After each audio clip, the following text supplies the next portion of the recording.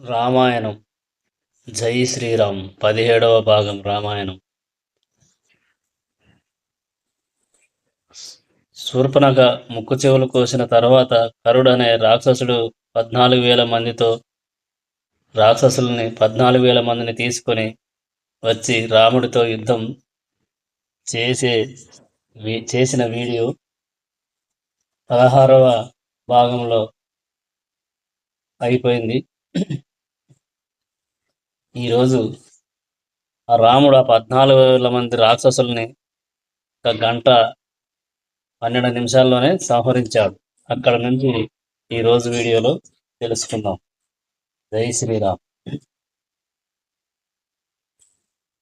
కరుడనే రాక్షసుడు 14,000 మంది రాక్షసులని 1 గంట 12 నిమిషాలలోనే సంహరించాడు.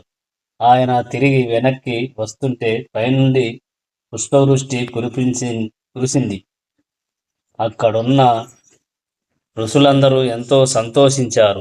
అప్పటిదాకా ఏమి జరగబోతుందో అని కంగారు పడుతూ ఉన్న సీతమ్మ ఒక్కసారి పరుగున వచ్చి రాముడిని ముందు నుండి గట్టిగా కౌగిలించుకుంది. పూర్ణచంద్రుడిలా వెలిగిపోతున్న ముఖంతో సీతమ్మ రాముడిని పక్కన నుండి వెనక నుండి మళ్ళీ కౌగిలించుకుంది. అన్నయ్య చేసిన శత్రు సంహారానికి లక్ష్మణుడు పొంగిపోయాడు. చంద్రుడి వంటి ముఖంతో సీతమ్మ కౌగిలించుకునేసరికి రాముడు తన కష్టాన్నంతా మరచిపోయాడు. అప్పుడు వాళ్ళంతా ఆనందంగా పర్ణశాలలోకి వెళ్ళారు. రాముడు కరదూషణలని సంహరించాడన్న అకంపనుడు అనే రాక్షసుడు చూసి లంకాపట్టణానికి చేరుకున్నాడు. అక్కడ ఆయన రావణుడి పాదముల మీద పడి రాముడు కర దూషణలను ఎలా సంహరించాడో వివరించాడు. ఆగ్రహించిన రావణుడు అసలు ఆ రాముడు ఎవరు, దండకారణ్యంలో ఎందుకున్నాడు, వారితో ఉన్న ఆ స్త్రీ పేరేమి, అసలు 14,000 రాక్షసులని రాముడు ఒక్కడే ఎందుకు సంహరించాడు, నాకు కారణం చెప్పు అన్నాడు.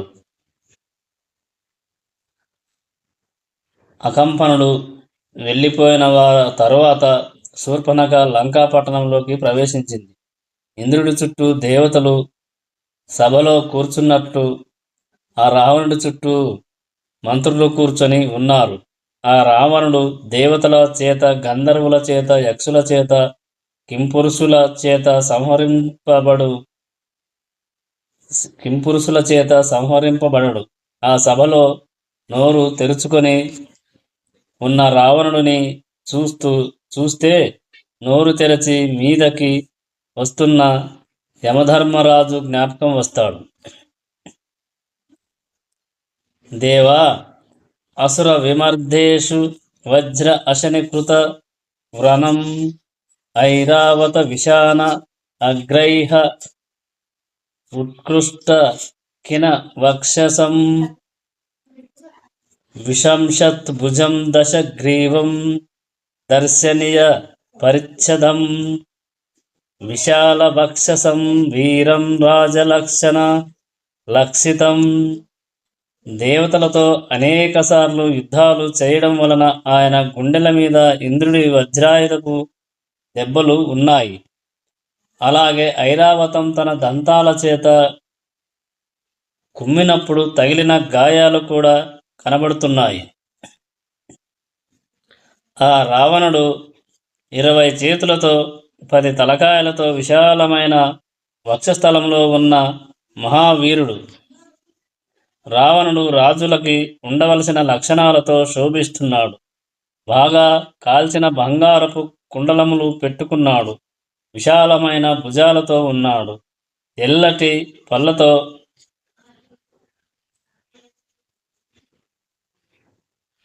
పర్వతం వంటి నోటితో ఉన్నాడు. శ్రీ మహావిష్ణువు యొక్క చక్రము చేత కొట్టబడ్డప్పుడు తగిలిన దెబ్బలు ఆయన శరీరం మీద ఉన్నాయి. అలాగే మిగిలిన దేవతల ఆయుధములు దెబ్బలు వాడి వంటి మీద ఉన్నాయి. అంతమంది దేవతల యొక్క దెబ్బలు తిన్న ఆయన ఎప్పుడూ శోభించలేదు. ఆయన అప్పుడప్పుడు సముద్రాలని కలయతిప్పుతూ ఉంటాడు. ఆయన పర్వతాలని విసురుతూ వ్యాయామం చేసేవాడు. కావాలని వెళ్ళి దేవతలతో యుద్ధం చేసేవాడు. ఎక్కడన్నా ఎవరైనా ధర్మ మార్గంలో ఉంటే వాళ్ళని హింసిస్తాడు. ఇతరుల భార్యల్ని బలవంతంగా తీసుకుని వచ్చి అనుభవించడం ఆయనకి చాలా ఇష్టం. అలాగే ఆయనకి అనేక రకములైన అస్త్రములను ప్రయోగించడం తెలుసు. ఆ అస్త్రములను ఉపసంహరించడం కూడా తెలుసు.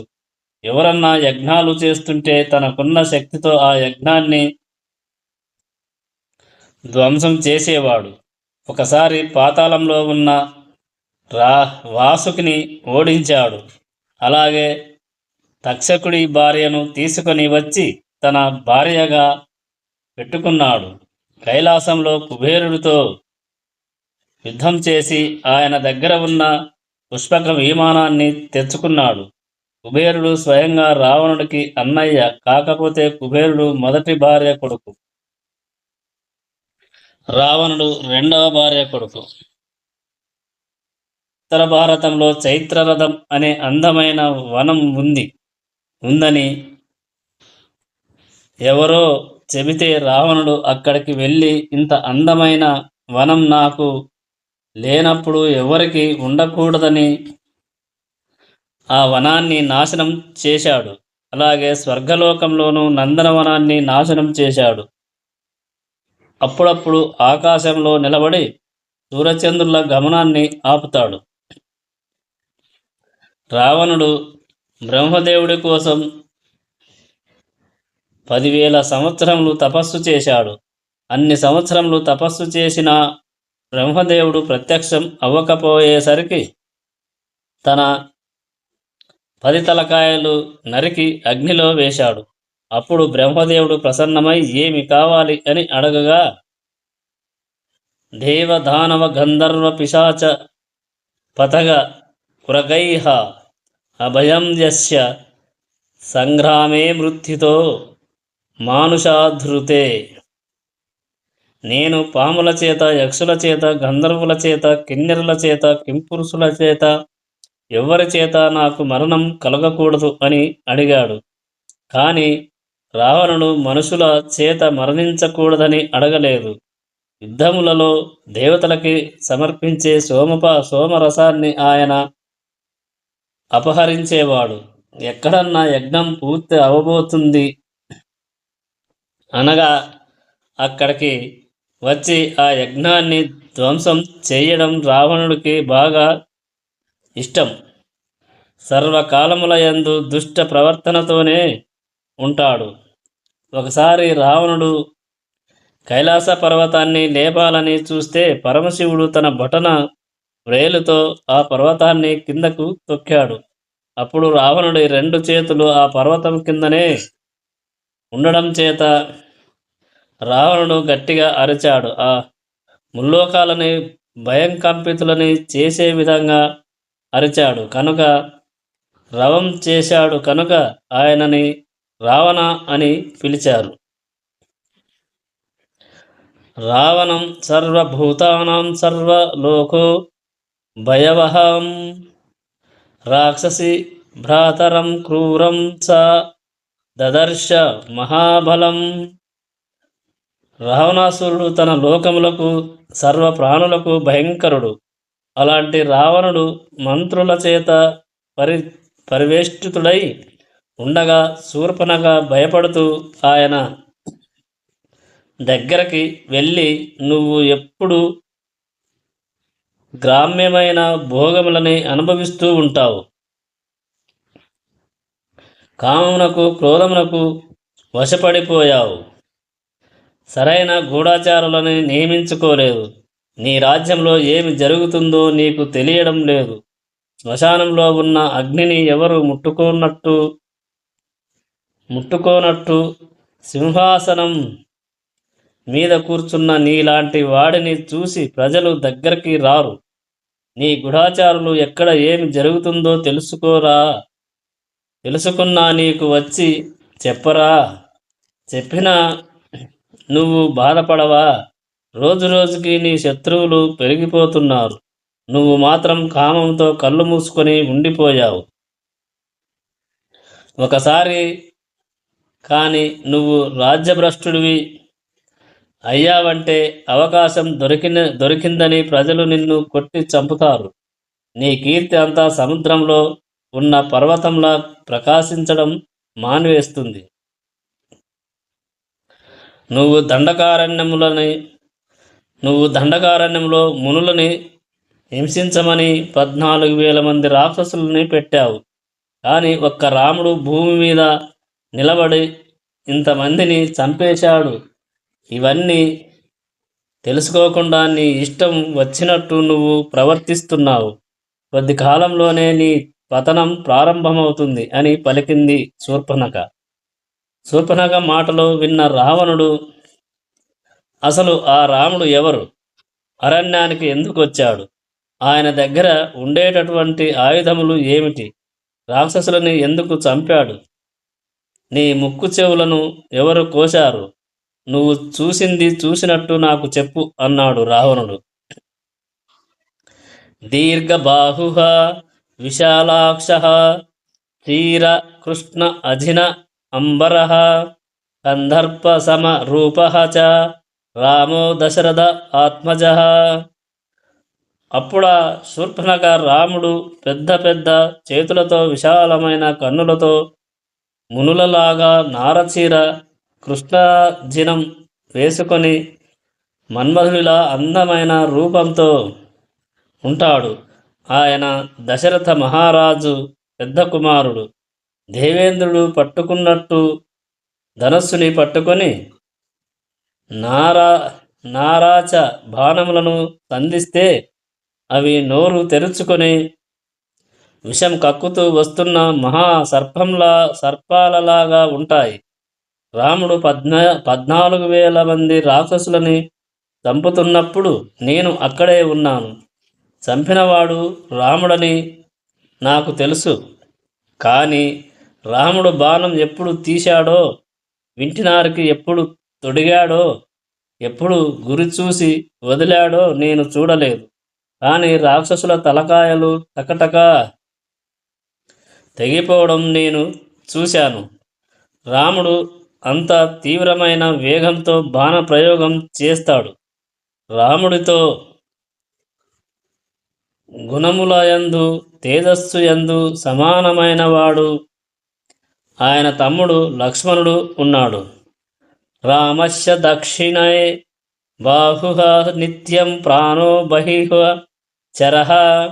ఆ లక్ష్మణుడు రాముడికి కుడి భుజంలా, బయట తిరుగుతున్న ప్రాణంలా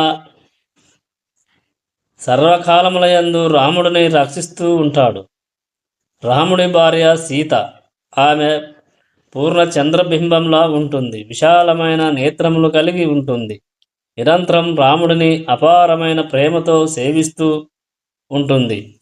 ఆమె నల్లటి జుట్టుతో ఉంటుంది. అందమైన ముక్కుతో, అందమైన స్వరూపంతో ఉంటుంది. ఎంతో కాంతివంతంగా ఉంటుంది. ఆవిడ సాక్షాత్తు ఇంకొక శ్రీలక్ష్మిలా ఉంటుంది. కాల్చి తీసిన బంగారంలా ఆవిడ శరీరం ఉంటుంది. ఎర్రటి రక్తం లోపల నుండి కనబడుతున్నటువంటి తెల్లటి గోళ్లతో ఉంటుంది. పద్మం లాంటి ముఖంతో, సన్నటి నడుముతో ఉంటుంది.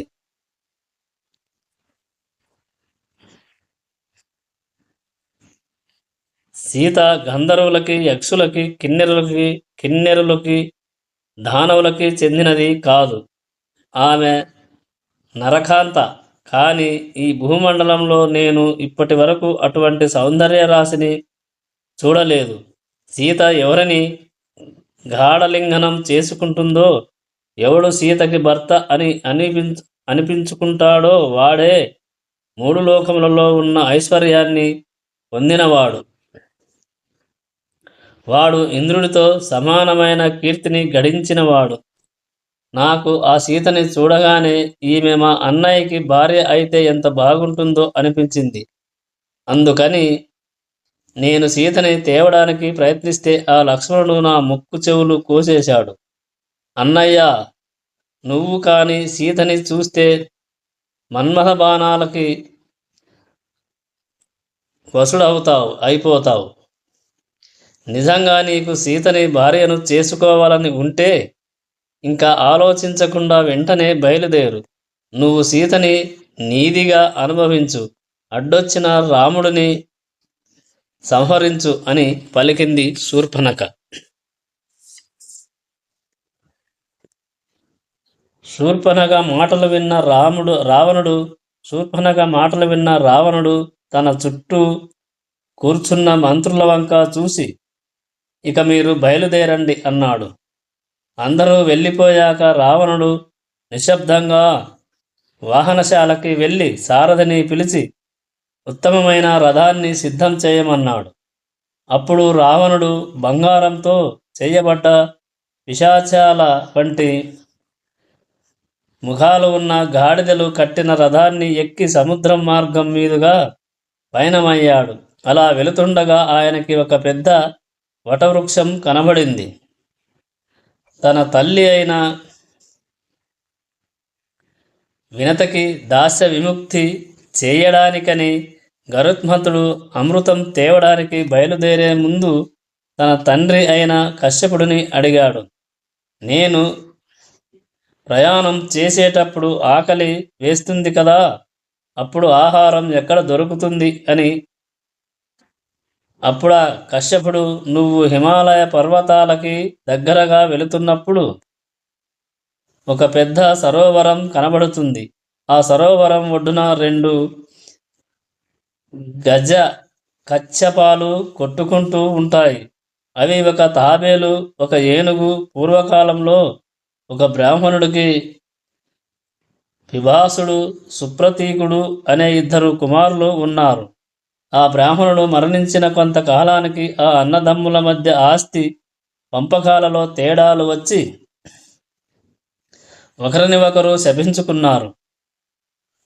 విభాసుడు సుప్రతీకుడుని ఒక పెద్ద ఏనుగుగా అవ్వమని, సుప్రతీకుడు విభానుడిని ఒక పెద్ద తాబేలుగా అవ్వమని శపించుకున్నారు. ఆ తాబేలు చుట్టుకొలత 10 యోజనములు, మందం 3 యోజనములు ఉంటుంది. ఆ ఏనుగు 6 యోజనముల ఎత్తు, 12 యోజనముల పొడవు ఉంటుంది. ఏనుగు తాబేలుని బయటికి లాగాలని చూస్తుంటుంది. తాబేలేమో ఏనుగుని నీళ్ళల్లోకి లాగేయాలని చూస్తుంది. అవి అలా కొన్ని వేల సంవత్సరముల నుండి కొట్టుకుంటూ ఉన్నాయి. అవి అలా కొట్టుకుంటూ ఉండడం వలన ఆ చుట్టుపక్కల ఎవరూ ఉండడం లేదు.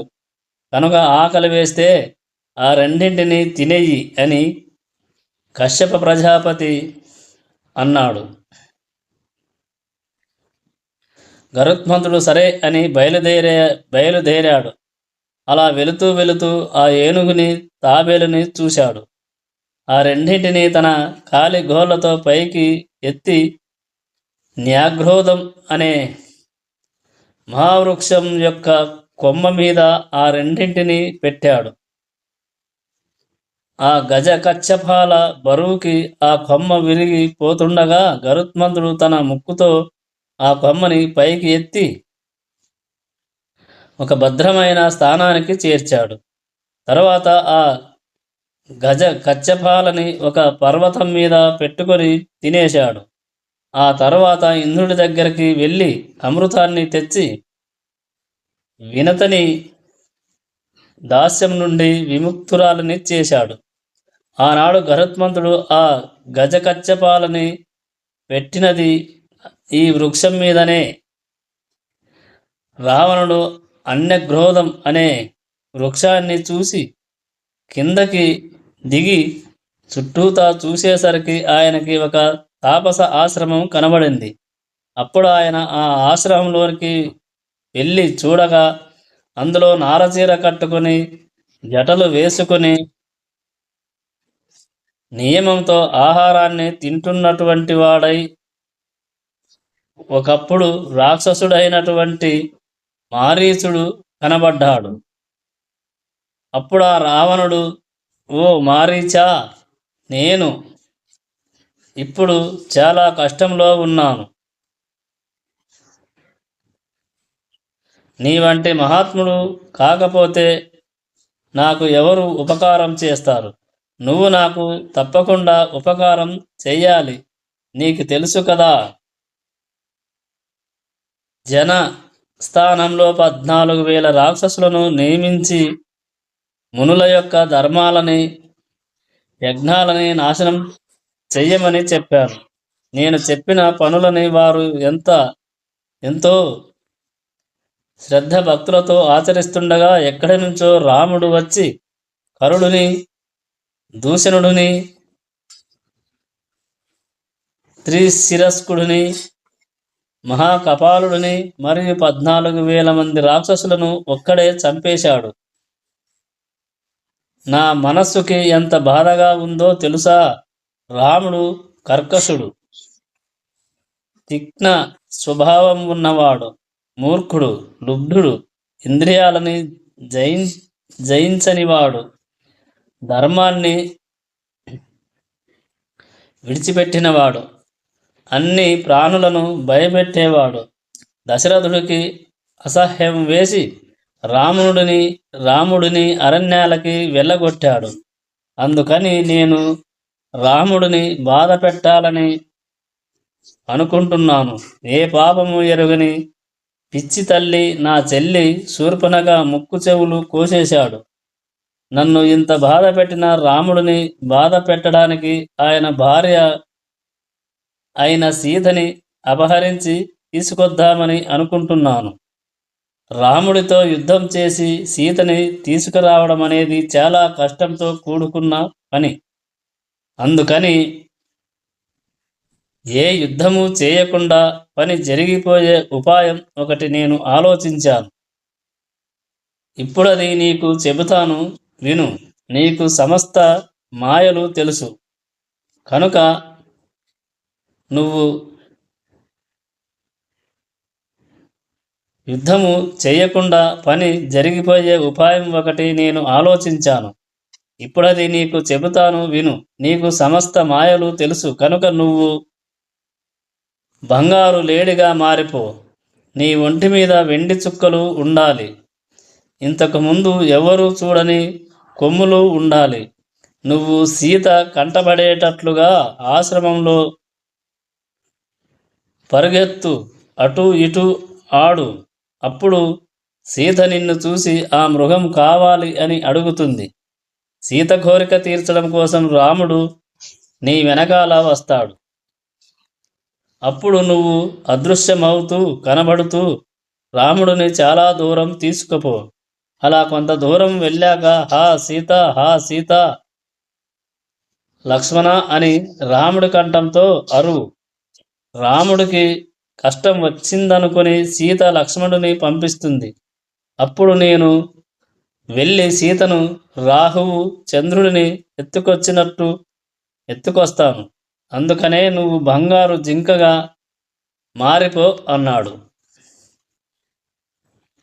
ఈ మాటలు విన్న మారీచుడు దేవతలు కనురెప్ప వేయకుండా ఎలా నిలుచుంటారో అలా నిలుచుండిపోయాడు. శవం నిలబడితే ఎలా ఉంటుందో అలా నిలబడ్డాడు. తర్వాత ఆయన అన్నాడు, సులభాః పురుషా రాజన్ సతతం ప్రియవాదినః అప్రియస్య చ పత్యస్య వక్తా శ్రోతా చ దుర్లభః. రావణ, మన మనస్సుకి ఇష్టమయ్యేటట్లు మాట్లాడేవారు చాలామంది దొరుకుతారు.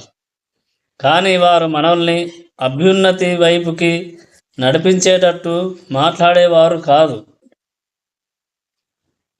కొంతమంది మాట్లాడితే అప్రియంగా మాట్లాడినట్టు ఉంటుంది. కానీ ఆ మాటలలో అవతలి వారి అభ్యున్నతిని గూర్చిన మాటలు ఉంటాయి. అలా మనకి మంచి చెప్పేవాడు దొరకడు.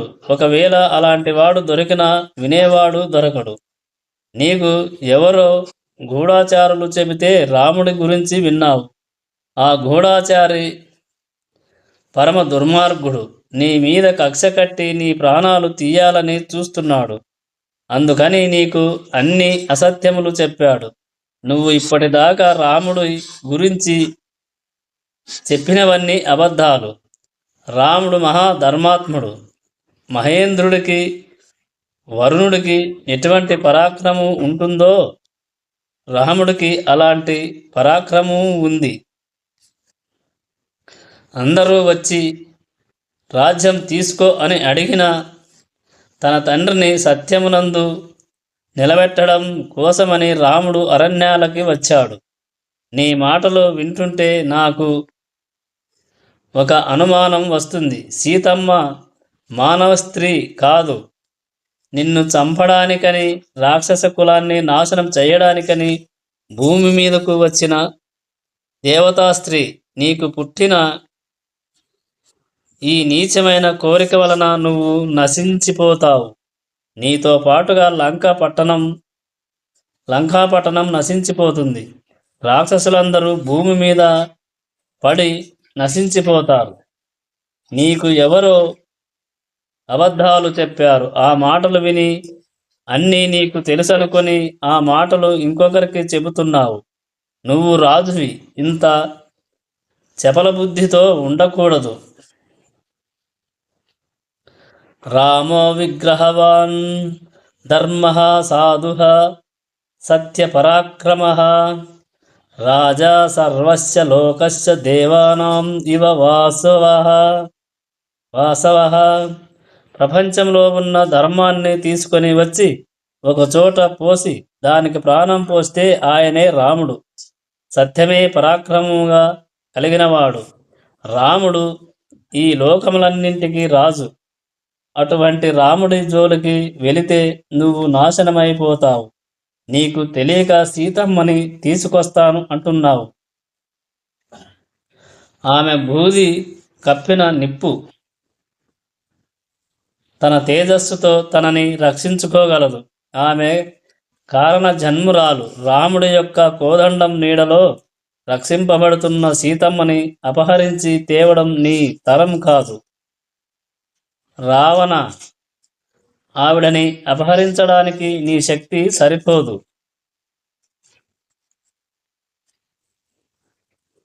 జీవితం చ సుఖం చైవ రాజ్యం చైవ సుదుర్లభం యత్ ఇచ్చసి చీరం భోక్తం మా కృతా రామ ప్రియం. నీకు రాజ్యం ఉంది. నిన్ను కామించిన భార్యలు కొన్ని వేల మంది ఉన్నారు. వాళ్ళతో నువ్వు హాయిగా జీవితాన్ని గడపాలి అనుకుంటే రాముడి పట్ల ఆ ప్రియాన్ని మాత్రం చెయ్యకు. నీకు ఒక విషయం చెబుతాను, గుర్తుపెట్టుకో. నేను కూడా ఒకప్పుడు నీలాగే విర్రవీగాను. ఆ రోజుల్లో నేను నల్లటి శరీరంతో ఉండి బంగారు కుండలాలు పెట్టుకొని వరగర్వంతో మదించి ఉండేవాడిని. ఆ సమయంలో విశ్వామిత్రుడంతటి వాడు యాగము చేస్తుంటే నేను ఆ యాగాన్ని ధ్వంసం చేశాను. అప్పుడు విశ్వామిత్రుడు అయోధ్య నుండి రాముడిని లక్ష్మణుడిని తీసుకొచ్చాడు. అప్పుడు వాళ్ళిద్దరూ యాగము చుట్టూ తిరుగుతూ ఆ యాగాన్ని రక్షిస్తున్నారు. యాగం చివరికి వచ్చాక ఆ యాగాన్ని ధ్వంసం చెయ్యాలనుకుని నేను ఆకాశ మార్గంలో వచ్చి చూశాను.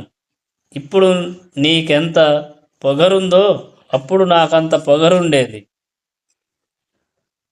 అజాత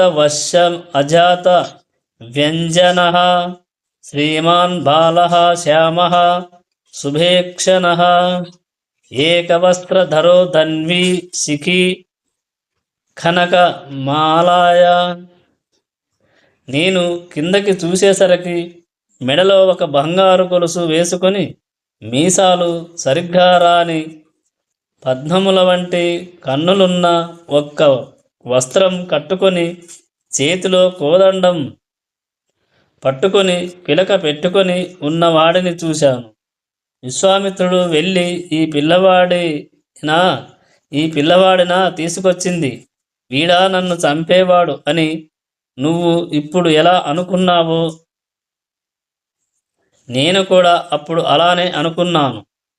బాలచంద్రుడి వంటి ముఖంతో ఉన్న ఆ రాముడు నన్ను ఏమి చేస్తాడులే అని నేను ఆ యాగగుండంలోకి రక్తాన్ని వర్షించాను. అప్పుడు రాముడు నన్ను ఒక బాణం పెట్టి కొడితే నేను 100 యోజనముల అవతల సముద్రంలో పడిపోయాను. కొంతకాలానికి నాకు తెలివి వచ్చింది. అప్పటి నుండి నాకు రాముడన్నా రామబాణమన్నా భయం. పాములున్న సరోవరంలోకి చేరిన చేపలు ఎలా నశించిపోతాయో, తాను ధర్మంగా బతుకుతున్న అధర్మాత్ముడితో స్నేహం పెట్టుకున్నవాడు కూడా అలానే నశించిపోతాడు. అందుకని నీతో స్నేహం పెట్టుకోవడానికి నాకు భయంగా ఉంది. అసలు నీకు పరుల భార్యలని తెచ్చుకోవాలనే కోరిక ఏమిటి? నీకు ఉన్నటువంటి వేల భార్యలలో సుఖంగా ఉండలేవా? ఇప్పటిదాకా బాగానే ఉన్న నీకు ఇటువంటి పాడుబుద్ధి ఎందుకు కలిగింది? రాముడి జోలికి వెళ్ళమాకు, నాశనమైపోతావు. ఆనాడు రాముడి బాణపు దెబ్బ తిన్నాక కొంతకాలానికి నాకు మళ్ళీ అహంకారం పుట్టుకొచ్చింది. రాముడు మళ్ళీ కనబడడులే అని ఒక పెద్ద మృగరూపం పొందాను. నాకున్న పాత స్నేహితులిద్దరితో కలిసి తాపసులని చంపి వారిని భక్షిద్దామని మేము బయలుదేరాము. అలా కొన్ని ఆశ్రమాల మీద దాడి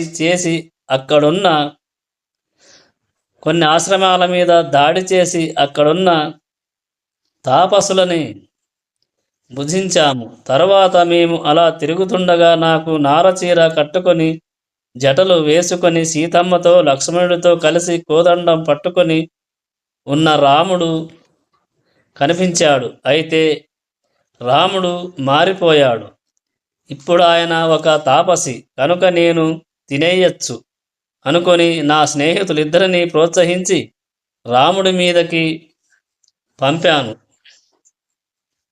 అప్పుడు రాముడు వాళ్ళిద్దరిని 2 బాణాలతో సంహరించాడు. నేను కనబడితే రాముడు నన్ను చంపేస్తాడని ఆయనకి కనబడకుండా పారిపోయి వచ్చేశాను. అప్పటి నుంచి నాకు నిద్రలో రాముడు కోదండం పట్టుకొని కనబడుతున్నాడు. నేను ఉలిక్కిపడి లేచిపోతుంటాను. అందుకని ఇక చంపడాలు మానేసి నారచీర కట్టుకొని శాకాహారం తింటూ తపస్సు చేసుకుంటున్నాను. అలా నేను ఏ కందమూలాలో తెచ్చుకుందామని బయటకు వస్తే ప్రతి కొమ్మ మీద, కాయ మీద, గడ్డి పరక మీద, భూమి మీద, నీటి మీద, ప్రతి చోట నన్ను చంపడానికి యముడు వచ్చినట్టు రాముడు కనబడుతుంటాడు. అందుకని నేను బయటికి కూడా వెళ్ళడం లేదు. నాకు ఇప్పుడు కన్ను మూసినా తెరిచినా రాముడే కనబడుతున్నాడు. నాకు అంతా రామమయమై కనబడుతుంటే నేను ఎవరిని బాధ పెట్టను, ఎవరి జోలికి వెళ్ళను. రావణ, ఇవాళ నా పరిస్థితి ఏంటో తెలుసా? నా దగ్గరికి ఎవరన్నా వచ్చి రథం అని అందామనో లేకపోతే రత్నము అని అందామనో రా అని పలకగానే వారు తర్వాత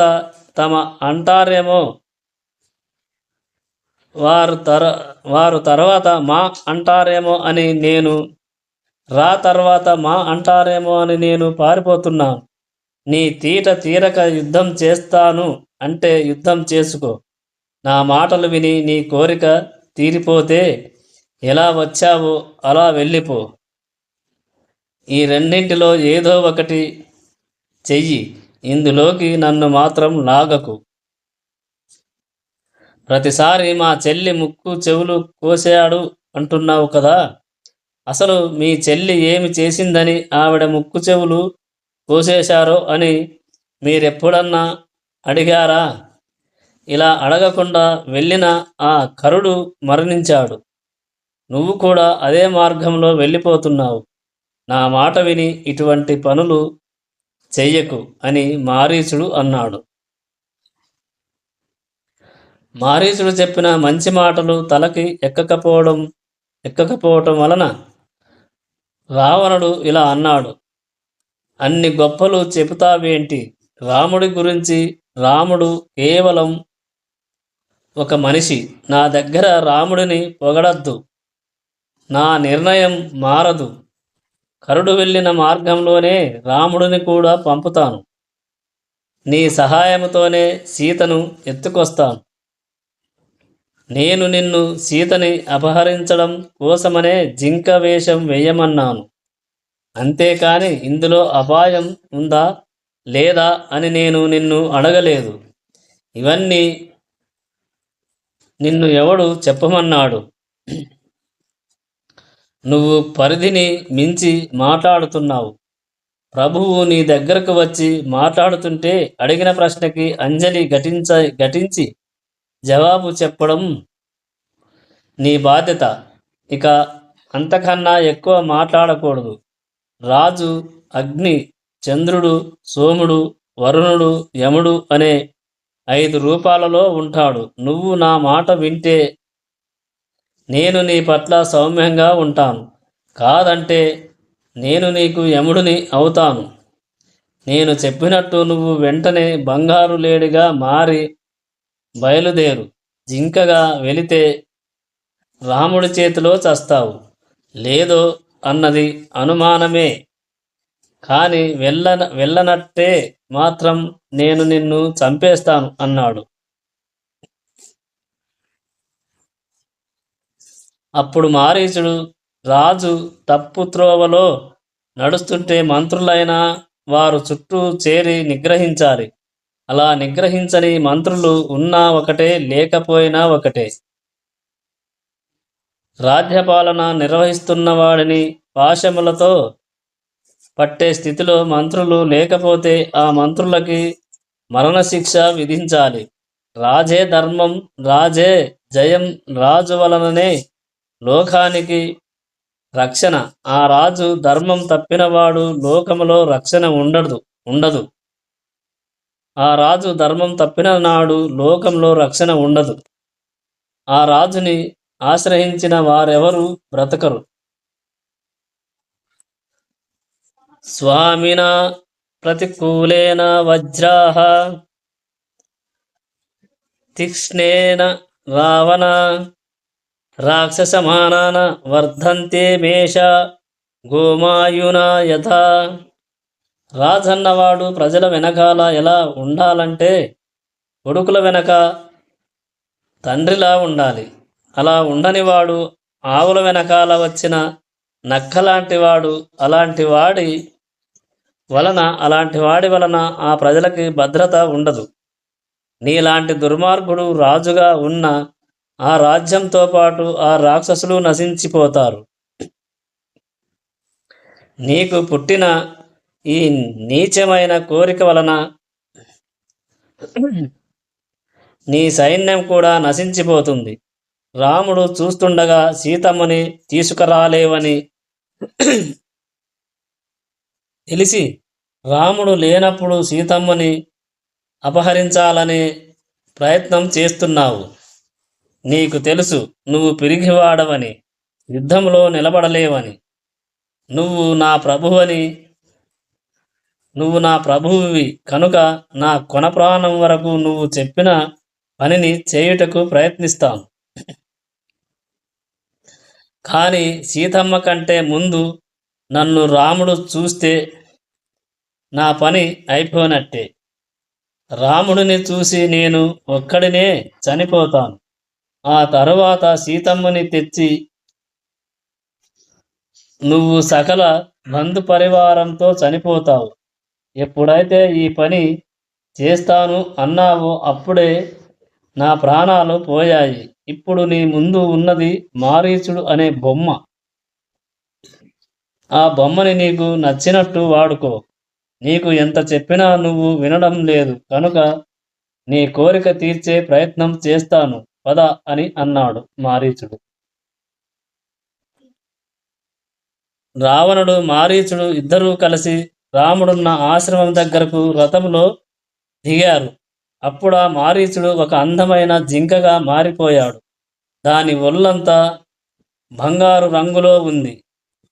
దాని మీద ఎక్కడ చూసినా వెండి చుక్కలు ఉన్నాయి. ఇంద్రనీలము ప్రకాశించినట్టు దాని కొమ్ములు ప్రకాశిస్తున్నాయి. సగం నల్ల కలువ రంగులో, సగం ఎర్ర కలువ రంగులో ఆ జింక యొక్క ముఖం ఉంది. దాని కడుపు ముత్యాలు మెరిసినట్టు మెరుస్తుంది. సన్నని కాళ్ళతో ఉంది. సృష్టిలో ఇప్పటి వరకు ఎవరూ ఎరుగని రూపాన్ని మారీచుడు పొంది గంతులేసుకుంటూ ఆశ్రమంలోకి ప్రవేశించాడు. అక్కడున్నటువంటి లేత చిగుళ్ళని తింటూ అటూ ఇటూ పరుగులు తీస్తూ అక్కడున్న మృగాల దగ్గరికి వెళుతూ మళ్ళీ తిరిగి వస్తూ ఒక జింక ప్రవర్తించినట్టు ప్రవర్తించడానికి ప్రయత్నిస్తున్నాడు. కానీ మారీచుడు మిగతా మృగాల దగ్గరికి వెళ్ళేసరికి అవి ఈయనని రాక్షసుడిగా కనిపెట్టి దిక్కులు పట్టి పారిపోయాయి. అదే సమయంలో సీతమ్మ పువ్వులు కొయ్యడానికని అటుగా వెళ్ళింది. ఆవిడ కర్ణికారవ వృక్షం యొక్క పువ్వులు కోస్తుంటే ఆవిడకి అభిముఖంగా వచ్చి మారీచుడు నిలబడ్డాడు. ఆ జింకని చూసిన సీతమ్మ పొంగిపోయి, రామ, లక్ష్మణ, మీరు మీ ఆయుధములను ధరించి వెంటనే రండి అని పలికింది సీతమ్మ. రామలక్ష్మణులు వచ్చాక సీతమ్మ వాళ్ళతో ఎదురుగా ఉన్న ఆ మృగాన్ని చూశారా? ఎంత అందంగా ఉందో! సృష్టిలో ఇలాంటి మృగాన్ని నేను ఇప్పటి వరకు చూడలేదు. ఆ బంగారు రంగు చర్మం, వెండి చుక్కలు అని సీతమ్మ ఆ మృగాన్ని గూర్చి వర్ణించబోతుండగా వెంటనే లక్ష్మణుడు ఇలా అన్నాడు. శంఖమానాః శంఖమానాః తు తం దృష్ట్వా లక్ష్మణో రామం అబ్రవీత్ తం ఏవ ఏనం అహం మన్యే మారీచం రాక్షసం మృగం. అన్నయ్య, ఇది మృగం కాదు, ఇది మారీచుడు. ఈ సృష్టిలో ఎక్కడ ఇటువంటి జింక లేదు. ఈ మారీచుడు చాలా కామరూపాన్ని పొంది వేటకి వచ్చిన ఎందరో రాజులని ఆకర్షించి భుజించాడు. నా మాట నమ్ము, ఇది ఖచ్చితంగా మారీచుడి మాయ అన్నాడు లక్ష్మణుడు. అప్పుడు సీతమ్మ లక్ష్మణుడిని ఇంకా మాట్లాడవద్దు అన్నట్టు వారించి రాముడితో, ఆర్యపుత్ర, నా మనస్సుని ఈ మృగం హరిస్తోంది. నాకు ఆడుకోవడానికి ఈ మృగాన్ని తెచ్చి ఇవ్వండి. చంద్రుడు అరణ్యాన్ని ప్రకాశింపజేసినట్టు ఒంటి మీద రత్నాల లాంటి చుక్కలతో ఈ జింక అరణ్యాన్ని ప్రకాశింపజేస్తుంది. మనం కట్టుకున్న ఆశ్రమంలో ఎన్నో మృగాలు ఉన్నాయి. వాటితో పాటు ఈ జింక కూడా ఉంటే నాకు ఎంతో సంతోషంగా ఉంటుంది. ఆహా, ఏమి లక్ష్మి స్వరూపం, ఏమి అందం!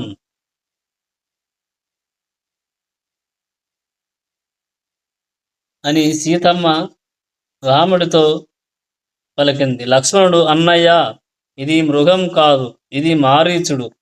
ఈ సృష్టిలో ఎక్కడా ఇటువంటి జింక లేదు. ఈ మారీచుడు ఇలా కామరూపాన్ని పొంది వేటకు వచ్చిన ఎందరో రాజులని ఆకర్షించి భుజించాడు. నా మాట నమ్ము, ఇది ఖచ్చితంగా మారీచుడి మాయ అన్నాడు. అప్పుడు సీతమ్మ లక్ష్మణుడు ఇంకా మాట్లాడవద్దు అన్నట్టు వారించి రాముడితో, ఆర్యపుత్ర, నా మనసుని ఈ మృగం హరిస్తుంది. నాకు ఆడుకోవడానికి ఆ మృగాన్ని తెచ్చి ఇవ్వండి అని అడిగింది. ప్రకాశం, మీరు ఎలాగన్నా సరే రాముడు, మీరు ఎలాగైనా సరే ఆ మృగాన్ని పట్టి నాకు ఇవ్వండి అని సీత కోరింది. ఇంకా కొంతకాలంలో ఇంకా కొంతకాలంలో అరణ్యవాసం పూర్తయిపోయి మనం అంతఃపురానికి వెళ్ళిపోతాము. అప్పుడు ఈ మృగాన్ని తీసుకొని వెళదాము. ఈ మృగం భవిష్యత్తులో అంతఃపురాన్ని శోభింపచేస్తుంది. మనం అంతఃపురానికి వెళ్ళగానే భరతుడు ఈ మృగాన్ని చూసి అబ్బా, ఏమి మృగం వదిన అంటాడు. అత్తగారులు అందరూ చూసి అబ్బా, ఏమి మృగం అంటారు. అందుకని మీరు దాన్ని జీవించి ఉండే ఉండగానన్ జీవించి ఉండగానన్న పట్టుకురండి, లేకపోతే చంపైనా తీసుకురండి. మీరు ఒకవేళ దాన్ని చంపి తీసుకువస్తే దాని చర్మాన్ని ఒలుచుకొని లేత పచ్చగడ్డి మీద ఈ జింక చర్మాన్ని పరుచుకొని దాని మీద కూర్చుంటే ఎంత బాగుంటుందో రామా. నేను స్త్రీని కావడం చేత ఏదన్నా కోరిక కలిగేటప్పటికీ భావంలో వ్యాఘ్రత ఏర్పడుతుంది. ఎలాగైనా నా కోరిక తీర్చవలసిందే అని మంకు పట్టుపట్టినట్టు మాట్లాడాన. అలా మాట్లాడితే ఏమి అనుకోకండి అని పలికింది సీత. అప్పుడు రాముడు లక్ష్మణుడి వంక చూసి, లక్ష్మణ, నీ వదిన ఈ 13 సంవత్సరాలు అరణ్యవాసంలో ఏమీ అడగలేదు. మొట్టమొదటిసారి ఈ జింకను అడుగుతుంది. ఆ మృగం పట్ల ఎంత వ్యామోహాన్ని పెంచుకుందో మీ వదిన మాటలలో స్పష్టంగా అర్థమవుతుంది. ఆమె ఇంతగా ఈ మృగాన్ని అడుగుతుంటే తీసుకురాను అని నేను ఎలా అనగలను? అందుకని నేను ఆ మృగాన్ని పట్టుకొని తీసుకువస్తాను. ఒకవేళ నేను దాన్ని ప్రాణాలతో తీసుకురాలేకపోతే దాని శరీరాన్ని అయినా తీసుకువస్తాను. మీ వదిన చెప్పినట్టు ఇలాంటి మృగాన్ని నేను ఎక్కడా చూడలేదు. ఇలాంటివి నాకు తెలిసి 2 ఉన్నాయి. ఒకటి చంద్రుడిలో ఉంది, ఇది భూమి మీద ఉంది. దీని అర్థం ఏమిటంటే చంద్రుడిలో ఎటువంటి మృగం ఉండదు, అలాగే భూమి మీద ఇది ఉందంటే ఈ 2 మాయే అని అర్థం. ఒకవేళ నువ్వు చెప్పినట్టు ఆ మృగం మారీచుడే అయితే నేను వాడిని సంహరిస్తాను. లక్ష్మణ, చాలా జాగ్రత్త సుమా. ప్రతి క్షణము నువ్వు శంకిస్తూనే ఉండాలి. నువ్వు మరియు జటాయువు సీతని జాగ్రత్తగా కాపాడండి అని చెప్పి రాముడు ఆ మృగాన్ని పట్టుకోవడానికి దాని వెనకాల వెళ్ళాడు. జింక రూపంలో ఉన్న మారీచుడు ముందు పరిగెడుతున్నాడు, వెనకాల రాముడు పరిగెడుతున్నాడు. ఆ మారీచుడు కంటబడినట్టు కనబడి మాయమవుతూ మందలలో కలిసిపోతూ అటూ ఇటూ పరుగులు తీస్తున్నాడు. మారీచుడు రాముడికి ఒక్కొక్కసారి ఇక్కడే కనబడుతున్నాడు, కానీ రాముడు అక్కడికి వెళ్ళేసరికి అక్కడెక్కడో దూరంగా కనబడతాడు. సరే అని రాముడు అక్కడి దాకా పరుగు తీసి వెళ్ళేసరికి అంతరార్థానమైపోతున్నాడు. అలా రాముడిని పరిగెత్తించి ఆ అరణ్యంలోకి చాలా దూరంగా తీసుకుపోయాడు. అప్పుడిక రాముడు పరుగెత్తలేక అలసిపోయి ఒక చెట్టు కింద కూర్చున్నాడు. అప్పుడు దూరంగా మృగాల యొక్క మందలో చెవులు అటూ ఇటూ తిప్పుతూ ఆ మృగం మళ్ళీ కనబడింది.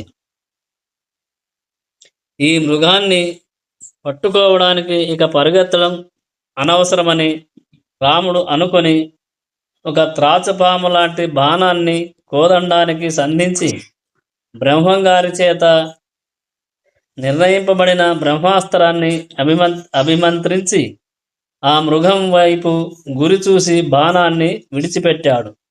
ఆ బ్రహ్మాస్త్రం నిప్పులు కక్కుతూ మారీచుడి మీద పడింది.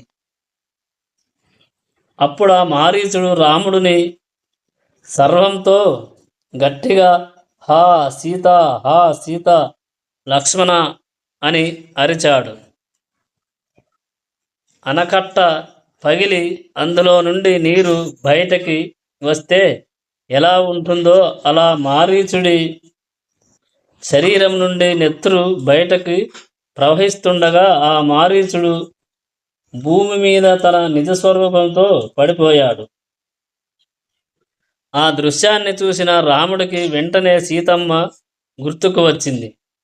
లక్ష్మణుడి మాట గుర్తుకు వచ్చింది. సీతకి ఎటువంటి ఉపద్రవం రాలేదు కదా అని బెంగ పెట్టుకొని అక్కడున్నటువంటి 2 మృగాలని సంహరించి వాటి మాంసాన్ని తీసుకొని గబగబా ఆశ్రమం వైపు బయలుదేరాడు. ఇంతలో మారీచుడు అన్నటువంటి హా సీత, హా లక్ష్మణ అనే కేక సీతమ్మ చెవిన పడింది. అప్పుడు సీతమ్మ లక్ష్మణుడిని పిలిచి, చూడవయ్యా, మీ అన్నగారు ఏదో ఉపద్రవంలో ఉన్నాడు, ఏదో ఆపదలో ఉన్నాడు. హా సీత, హా లక్ష్మణ అని ఒక పెద్ద కేక వేశారు. బలిష్టమైన ఎద్దుని సింహం లాగుకొని పోతుంటే ఆ ఎద్దు ఎలా అరుస్తుందో ఇవాళ మీ అన్నగారు అలా అరుస్తున్నారు. నాకు చాలా బెంగగా ఉంది. నువ్వు వెంటనే బయలుదేరి అరణ్యంలోకి వెళ్ళు అని పలికింది సీత. అప్పుడు లక్ష్మణుడు, వదిన, నువ్వు అనవసరంగా కంగారు పడుతున్నావు. అన్నయ్యకి ఏ ప్రమాదము రాదు అని అన్నాడు లక్ష్మణుడు. తన భర్త ప్రమాదంలో ఉన్నాడేమో అన్న బెంగతో ఉన్న సీతమ్మ లక్ష్మణుడి మాటలకి ఆగ్రహించి, నాకు ఇప్పుడు అర్థమయ్యింది నువ్వు ఎందుకు వచ్చావో. నువ్వు మీ అన్నయ్యకి తమ్ముడివి కావు. నువ్వు మీ అన్న పాలిట పరమ శత్రువువి. అందుకే మీ అన్న ప్రమాదంలో ఉంటే నువ్వు ఇంత సంతోషంగా కూర్చోగలుగుతున్నావు. నువ్వు ఇంతకాలం రాముడి వెనకాల ఉండడానికి కారణం నా మీద నీకు కోరిక ఉండడమే. అందుకే రాముడికి ప్రమాదం వస్తే నన్ను పొందాలని వెనకాలే వచ్చావు. నీ ముఖంలో ఒక గొప్ప నమ్మకం, హాయి కనబడుతున్నాయి. శత్రువు చేతిలో దెబ్బతిన్న రాముడి గొంతు విని ఇంత హాయిగా కూర్చున్నావు. ఈ క్షణం కోసమే నువ్వు 13 సంవత్సరాల నుండి నిరీక్షిస్తున్నావు. మహాపాపి, ఎంత ద్రోహబుద్ధితో వచ్చావురా. నువ్వు రాముడిని విడిచిపెట్టి ఉండలేక రాముడికి సేవ చేయడానికే వచ్చిన వాడివి. అయితే రాముడు అరణ్యంలో హా సీత, హా లక్ష్మణ అని అరిస్తే నువ్వు ఇంత హాయిగా కూర్చోగలవా? నాతో కూడా చెప్పకుండా అన్నగారిని కాపాడడం కోసం పరుగెత్తేవాడివి. బహుశా భరతుడే నిన్ను పంపాడేమో. మీ ఇద్దరూ కలిసి కుట్ర చేశారు అని పలికింది సీత.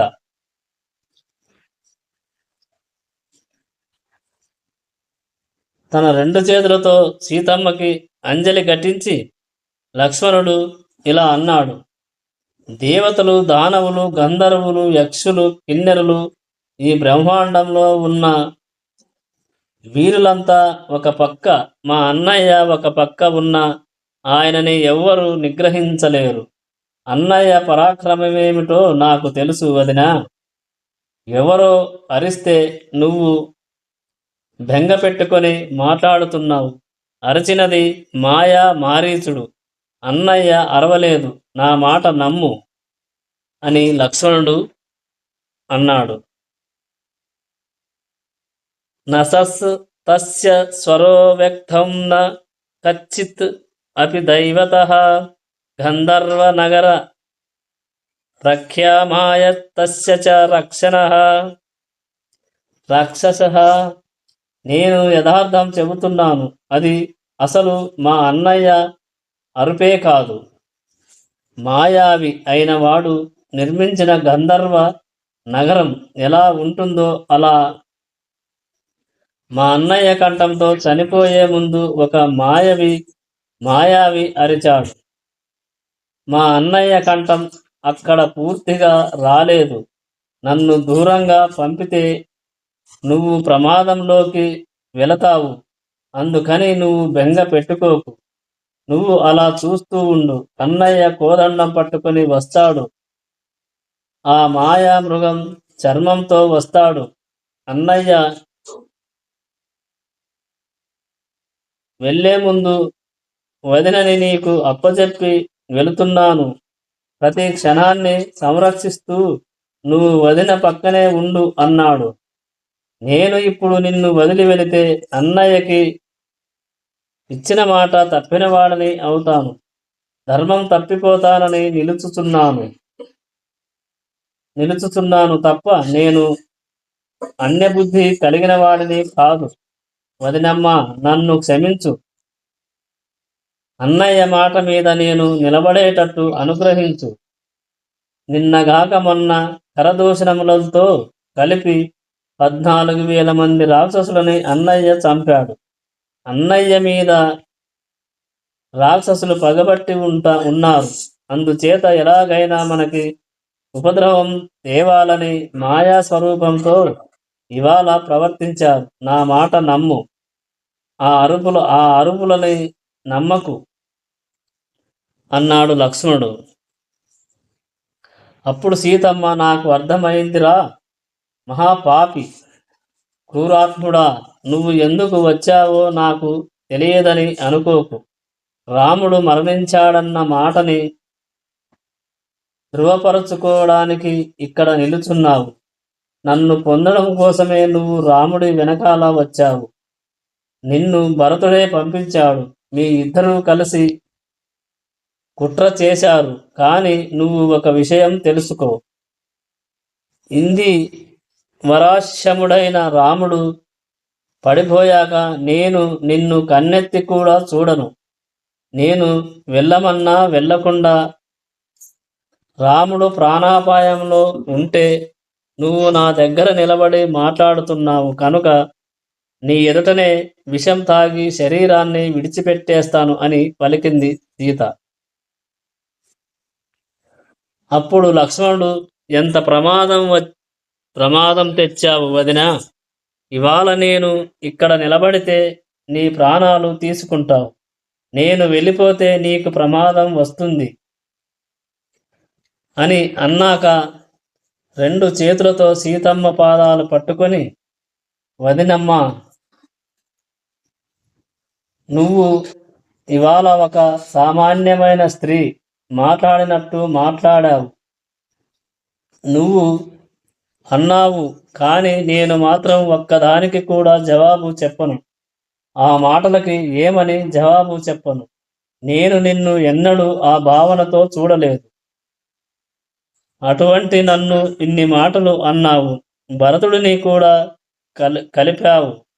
ఎన్ని మాటలు పలికితే నేను తిరిగి నీ మాటలకి జవాబు చెప్పగలను. అందుకని నేను ఏ ఒక్క మాటకి జవాబు చెప్పను. నీవు వదినమ్మవి, పెద్దదానివి అనడానికి నీకు అర్హత ఉంది. కానీ నన్ను ఇన్ని మాటలు అని దూరంగా పంపించడం వలన ఫలితాన్ని మాత్రం నువ్వు పొందుతావు. వదిన నాతో అన్న మాటలని నేను అన్నయ్యతో చెప్పలేను కనుక ఓ వనదేవతలారా, మీరు నాకు సాక్ష్యంగా ఉండండి. నేను ఇప్పుడు వదినని వెళ్ళడంలో ఉన్న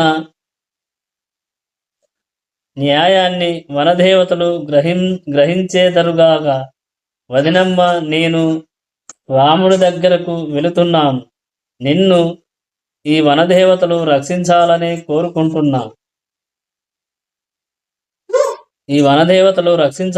కోరుకుంటున్నాను అని వెళ్ళిపోతూ వెనక్కి తిరిగి సీతమ్మ పాదాల వంక చూసి శిరస్సు వంచి నమస్కరిస్తూ, అమ్మా, నేను మళ్ళీ తిరిగొచ్చి మా అన్నయ్య నీ పక్కన నిలుచుంటే మా అన్నయ్య పాదాలకి నీ పాదాలకి కలిపి నమస్కరించే అదృష్టం నాకు దొరుకుతుందా అన్నాడు. అప్పుడు సీతమ్మ, పాపిష్టివాడా, నువ్వు ఇంకా వెళ్లకుండా నిలుచుంటే నీకు దక్కుతానని అనుకుంటున్నావేమో. నా పాదంతో కూడా నిన్ను తాకను. నువ్వు వెళ్ళకపోతే ఇప్పుడే విషం తాగాన్నా, అగ్నిలో దూకనా, గోదావరిలో దూకనా, ఉరి వేసుకొని అయినా చనిపోతాను, కదులుతావా కదలవా అని సీతమ్మ తన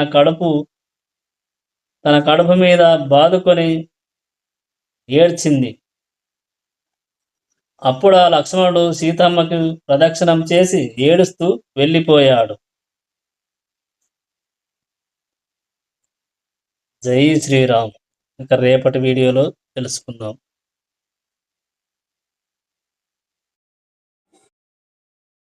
జై శ్రీరామ్. రామాయణం 18వ భాగం.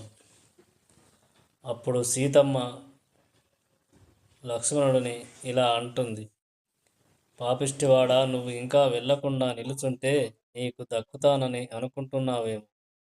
నా పాదంతో కూడా నిన్ను తాకను.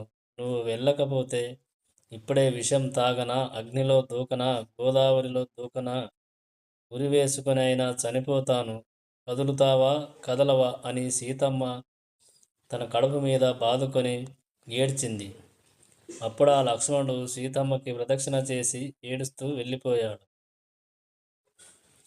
అప్పటిదాకా రథంలో ఉన్న రావణుడు లక్ష్మణుడు కంటికి కనబడనంత దూరానికి వెళ్ళాక ఆ రథం నుండి కిందికి దిగి కామరూపాన్ని దాల్చాడు. మృదువైన కాషాయ వస్త్రాలని ధరించి ఒక పిలక పెట్టుకొని యజ్ఞోపవీతం వేసుకొని ఎడమ భుజానికి కమండలాన్ని ధరించి రాశిభూతమైన తేజస్సుతో పరివ్రాజక అనగా సాధువు వేషాన్ని ధరించి ఆశ్రమం వైపు వెళ్ళాడు. రావణాసురుడు మారువేషంలో వస్తున్నాడని అక్కడున్నటువంటి చెట్లు కనిపెట్టి కదలడం మానివేశాయి. అలా నిలబడిపోయాయి. అప్పటిదాకా చక్కగా వీచిన గాలి రావణుడిని చూడగానే మందంగా వీచింది. రావణుడు తన ఎర్రటి కళ్ళతో చూసేసరికి అప్పటిదాకా ఉరకలు వేసిన గోదావరి చప్పుడు చేయకుండా చాలా నెమ్మదిగా ప్రవహించింది. అలా ఆ రావణుడు సీతమ్మ దగ్గరికి వెళ్ళి, నువ్వు పచ్చని పట్టుచీర కట్టుకొని పద్మం వంటి ముఖంతో, పద్మముల వంటి చేతులతో, పద్మాల లాంటి పాదాలతో ఉన్నావు. నువ్వు భూమి మీద యథేచ్ఛగా తిరగడానికి వచ్చిన రతిదేవివా?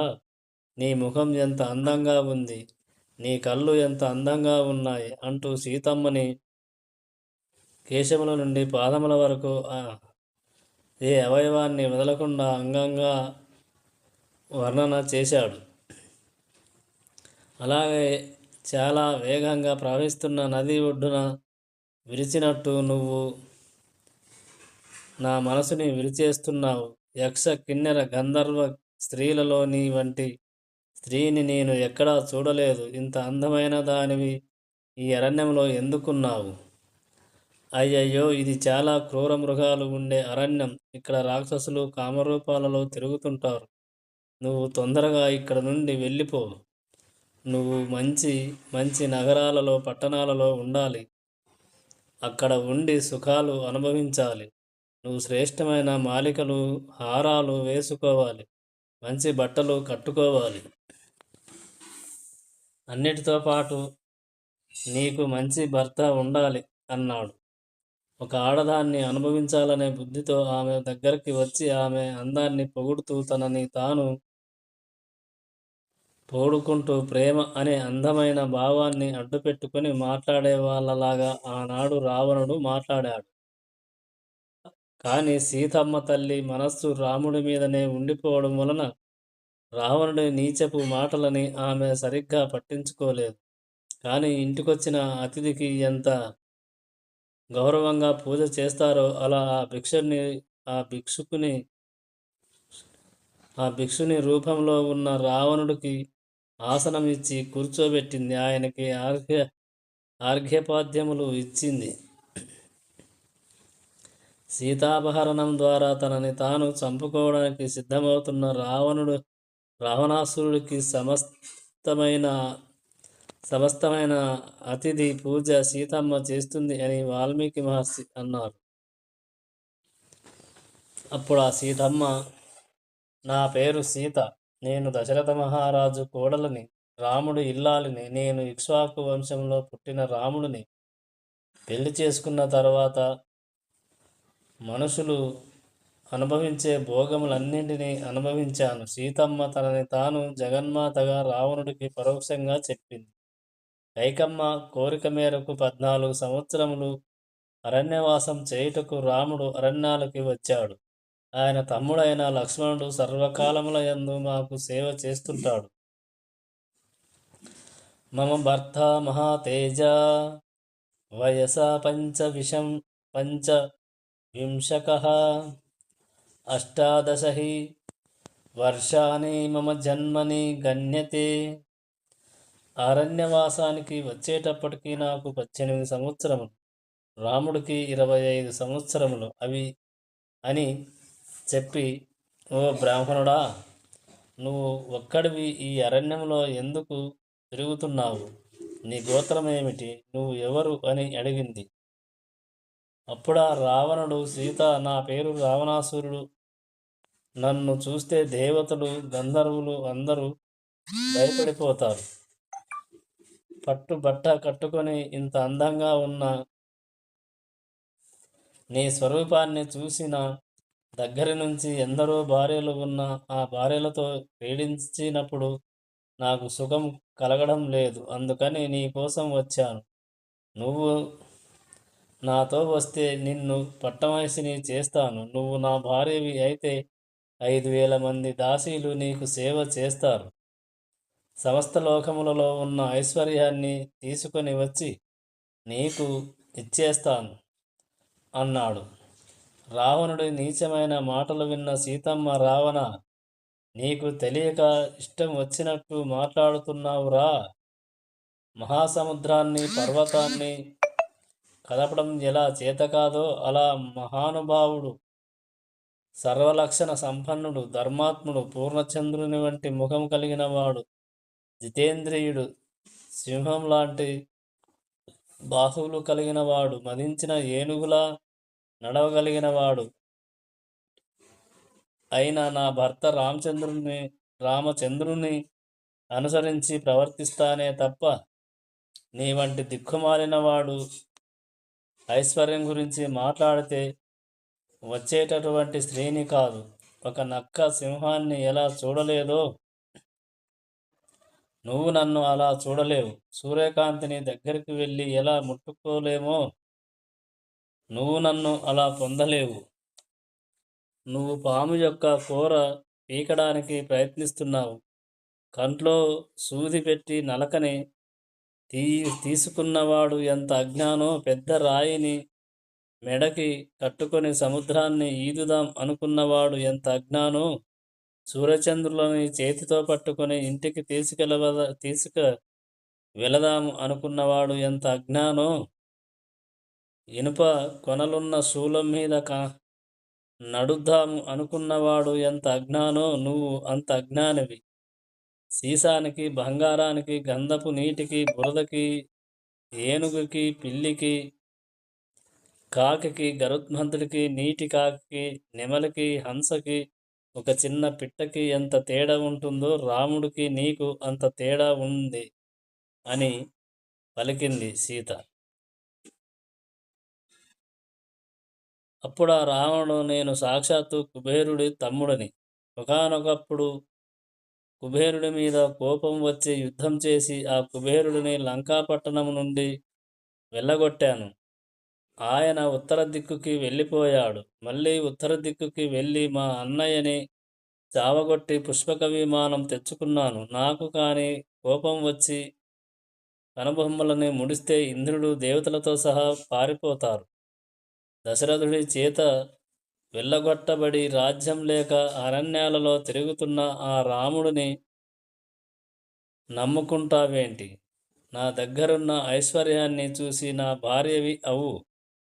నేను చిటికెన వేలితో చేసే యుద్ధానికి రాముడు సరిపోడు. ఏమి చెప్పమంటావు? నీ అదృష్టం, నా కన్ను నీ మీద పడింది. నన్ను నువ్వు పొందు అని గర్వంగా అన్నాడు రావణుడు.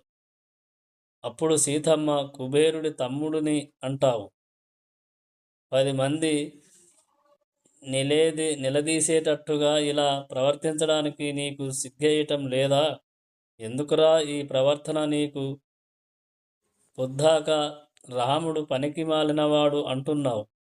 మరి ఆయన లేనప్పుడు నన్ను తీసుకువెళ్ళాలని ఎందుకు ప్రయత్నిస్తున్నావు?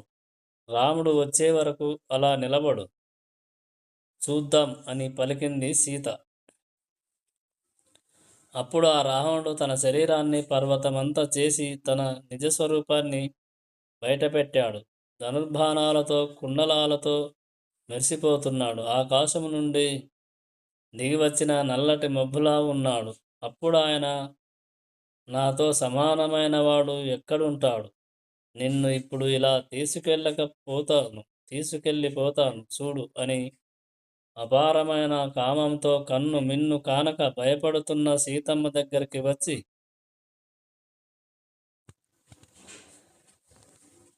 ఎడమ చేతితో సీతమ్మ తల్లి జుట్టు పట్టబోగా అప్పుడు సీతమ్మ బగ్గున మండింది. అప్పుడు సీతమ్మ మండడంతో అతని వెనక్కి వెళ్ళాడు. అది రావణాసురుడికి ఒక శాపం. ఇష్టం లేని ఆడమనిషిని ముట్టుకుంటే కాలి భస్మమైపోతాడు. అందుచేత సీతమ్మని భూమితో సహా పెకలించి రథం మీదకి పెట్టుకొని సీతమ్మని రథం మీద తీసుకెళ్ళిపోతున్నాడు.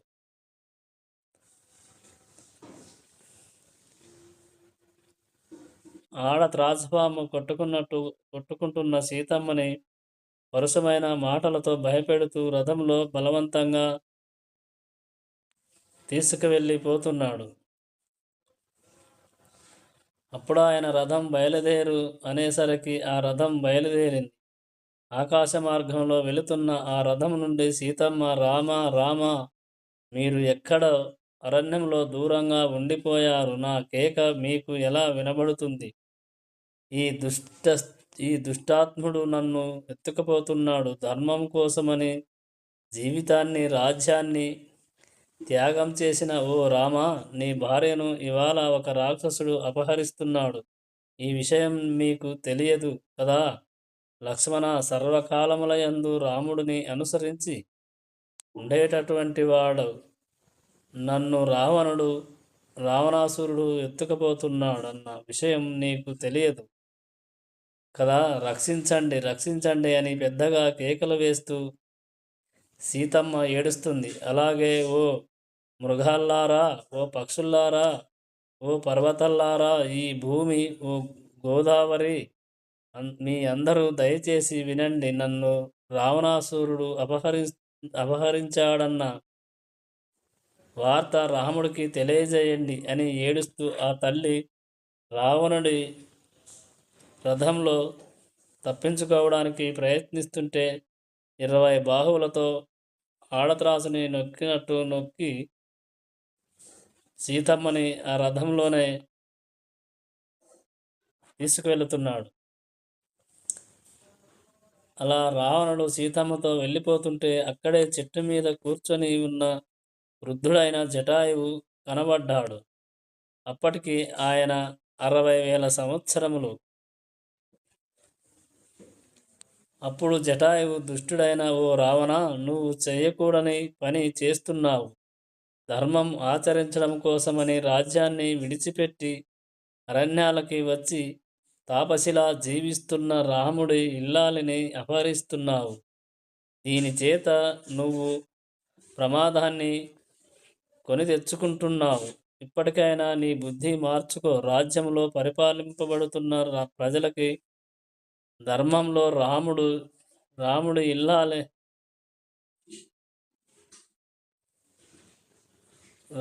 ఇల్లాలని అపహరిస్తున్నావు. దీని చేత నువ్వు ప్రమాదాన్ని కొని తెచ్చుకుంటున్నావు. రాజ్యంలో పరిపాలింపబడుతున్న ప్రజలకి ధర్మంలో కానీ, అర్థంలో కానీ, కామంలో కానీ ఎలా ప్రవర్తించాలి అని అనుమానం వస్తే తమ రాజు ఎలా ప్రవర్తిస్తున్నాడో చూసి వారు అలాగే బ్రతుకుతారు. రాజే ధర్మం తప్పిపోతే ప్రజలు కూడా ధర్మం తప్పిపోతారు. పనికి మాలిన వాడికి స్వర్గానికి వెళ్ళడం కోసం విమానం ఇచ్చినట్టు నీకు రాజ్యం ఇచ్చినవాడు ఎవడురా? నిన్ను రాజుని చేసినవాడు ఎవడురా? నేను వృద్ధుడిని, నాకు కవచం లేదు, రథం లేదు. నువ్వేమో యువకుడివి, కవచం కట్టుకున్నావు, చేతిలో ధనుర్బాణాలు ఉన్నాయి, రథం మీద ఉన్నావు. అలాగని నిన్ను విడిచిపెడతాను అనుకున్నావా? నా ప్రాణములు ఉన్నంత వరకు నువ్వు సీతమ్మని తీసుకెళ్లకుండా నిగ్రహిస్తాను. నా పౌరుష పరాక్రమాలు అంటే ఏంటో చూద్దువు అని పెద్ద పెద్ద రెక్కలు ఊపుతూ రావణుడి మీదకు యుద్ధానికి వెళ్ళాడు.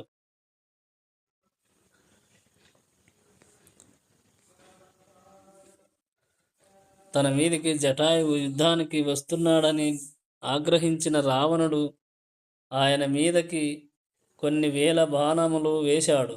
ఆ బాణాలు జటాయువు ఒంటి నిండా గుచ్చుకున్నా ఆయన తన రెక్కలని విదిల్చి ఆ బాణాలని కింద పడేశాడు. తరువాత ఆయన రెక్కలని అల్లారుస్తూ ఆ రథాన్ని కొట్టి రావణుడిని తన ముక్కుతో కుమ్మాడు.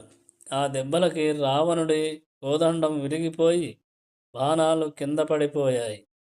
మళ్ళీ ఆ జటాయువు తన రెక్కలతో కొట్టేసరికి ఆ రథం కింద పడిపోయింది. అప్పుడు ఆయన తన వాడి ముక్కుతో ఆ రథసారథి శిరస్సును కోసేశాడు. తన కాళ్ళ గోళ్లతో ఆ రథానికి ఉన్న పిశాచాల్లాంటి గాడిదలని సంహరించాడు. అప్పుడు రావణుడు సీతమ్మతో కింద పడిపోయాడు. అలా పడిపోతూ ఆ రావణుడు సీతమ్మని రథం మీద మళ్ళీ భూమి పెకలించి రథం మీద పెట్టుకున్నాడు. ఇది చూసిన జటాయువుకి ఎక్కడ లేని కోపం వచ్చి రావణుడి 10 ఎడమ చేతుల్ని తన ముక్కుతో నరికేశాడు. నరకబడ్డ 10 చేతులతో సహా సీతమ్మ కింద పడిపోయింది. రావణుడికి మళ్ళీ ఆ 10 చేతులు పుట్టాయి. అప్పుడు ఆ రావణుడు ఒక పెద్ద ఖడ్గాన్ని పట్టుకొని తన మీదకి వస్తున్న జటాయువు యొక్క 2 రెక్కలని కాళ్ళని నరికేశాడు. అప్పుడు ఆ జటాయువు ఒంట్లో నుండి నది ప్రవహించినట్టు రక్తం ప్రవహించింది. అప్పుడు ఆ జటాయువు ఒక చెట్టు దగ్గర ఒంట్లో నుండి నది ప్రవహించినట్లు రక్తం ప్రవహించింది. అప్పుడు ఆ జటాయువు అదుపు తప్పి ఒక చెట్టు దగ్గర పడిపోయాడు. తన కోసం ప్రాణాలు అర్పించడానికి సిద్ధపడ్డ ఆ జటాయువుని చూసి సీతమ్మ పరుగున వెళ్ళి ఆ జటాయువుని కౌగిలించుకొని ఏడ్చింది. సీతమ్మ నగలన్నీ కింద పడిపోయాయి. జుట్టంతా విరచిమ్మకు పోయింది. అటువంటి స్థితిలో ఏకధారగా ఏడుస్తున్న సీతమ్మని చూసి రావణుడు, జటాయువు కోసం ఏడుస్తావే రా అని సీతమ్మని మరి రథంలో ఎక్కించుకున్నాడు. రావణుడు పరుగు తీశాడు. అప్పుడు సీతమ్మ జటాయువుని వదిలి అక్కడున్న లతలని చెట్లని కౌగిలించుకుంది. అప్పుడు ఆ రావణుడు అక్కడికి వెళ్ళి లతలని కౌగిలించుకుంటావే రా అని సీతమ్మని రథంలో తీసుకొని వెళుతున్నాడు. రావణుడు సీతమ్మని అలా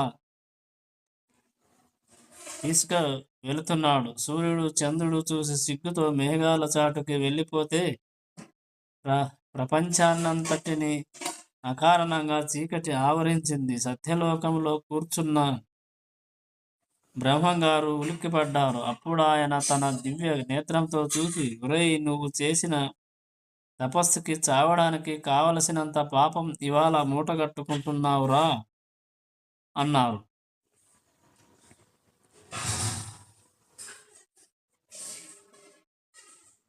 రావణుడు సీతమ్మని అలా తీసుకువెళుతున్నాడు రథంలో. రావణుని చూసి ఋషులు ఈ కళ్ళతో ఇటువంటి దృశ్యాన్ని చూడవలసి వచ్చిందని బాధపడ్డారు.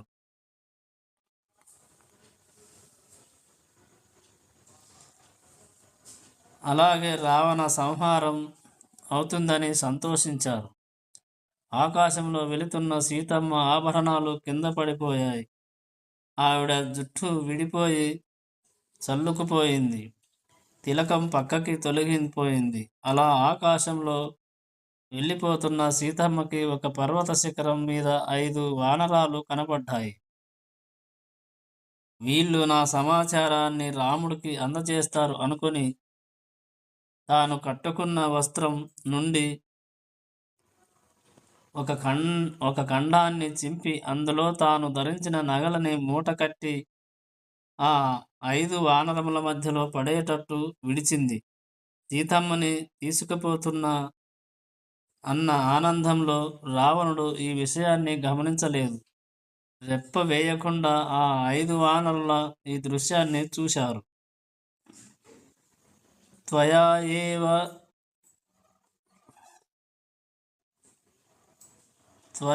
ఏవ నూనం దృష్టాత్మనం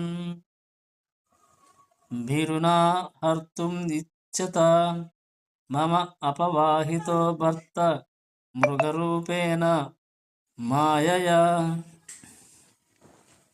రావణుడి చేత ఎత్తుకుపోబడుతున్న సీతమ్మ ఇలా అని పలికింది. నువ్వు మాయా మృగాన్ని సృష్టించి నా భర్త నా నుండి చాలా దూరంగా వెళ్ళాలన్న దుష్ట సంకల్పంతో ఆ మృగాన్ని ఆశ్రమంలోకి పంపించి ఒక్కతిగా ఉన్న నన్ను అపహరించావు. ఇది ఒక గొప్ప కార్యమని ఎవరు అనరు. అలాగే ఇది యాదృచ్ఛికముగా జరిగిన సంఘటన కాదు. ఇలా జరగాలని నువ్వు ముందుగానే ప్రణాళిక రచించావు. ఇలా చెయ్యడం నీ పరాక్రమానికి కానీ నీ తపస్సుకి కానీ ఒకనాడు నువ్వు జీవించిన జీవితానికి కానీ ఏ విధముగా నిదర్శనంగా నిలబడుతుంది. ఒక పరస్త్రీని ఎత్తుకొని వచ్చి నేను గొప్పవాడిని అని చెప్పుకుంటున్నావు. ఇలా చెప్పుకోవడానికి నీకు సిగ్గేయడం లేదా? నువ్వు నిజంగా అంత గొప్పవాడివి అయితే రాముడు లేనప్పుడు నన్ను ఎందుకు తీసుకువచ్చావు? రాముడు ఉండగా ఎందుకు రాలేకపోయావు? నువ్వు చేసిన పని పెద్దలైన వారు వీరులైన వారు అంగీకరించేటటువంటి పని కాదు. నన్ను ముట్టుకోవడం, నన్ను అనుభవించడం నువ్వు ఒక్కనాటికి చేయగలిగే పని కాదు.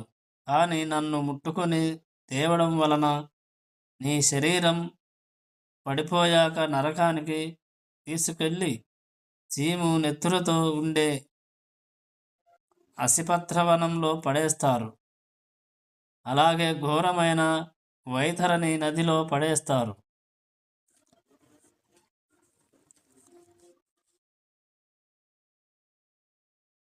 ఇప్పుడు నన్ను పట్టుకున్నానని సంతోషపడుతున్నావు. రేపు నువ్వు చచ్చాక నరకంలో ఒంటి నిండా శూలాలుండే శాల్మలి వృక్షాన్ని కూడా గట్టిగా పట్టుకుంటావు. నిన్ను పాశములతో కట్టేసి కాలము లాక్కొని పోతుందిరా. నువ్వు ఎప్పుడైతే మహాత్ముడైన రాముడితో వైరం పెట్టుకున్నావో ఆనాడే నీ జీవితంలో సుఖం అనేది పోయింది. నువ్వు మరణించడం తథ్యం అని సీత పలికింది. సీతమ్మ చెప్పిన మాటలని ఆ రావణుడు విని గాలికి వదిలేశాడు. తరువాత వారు సముద్రాన్ని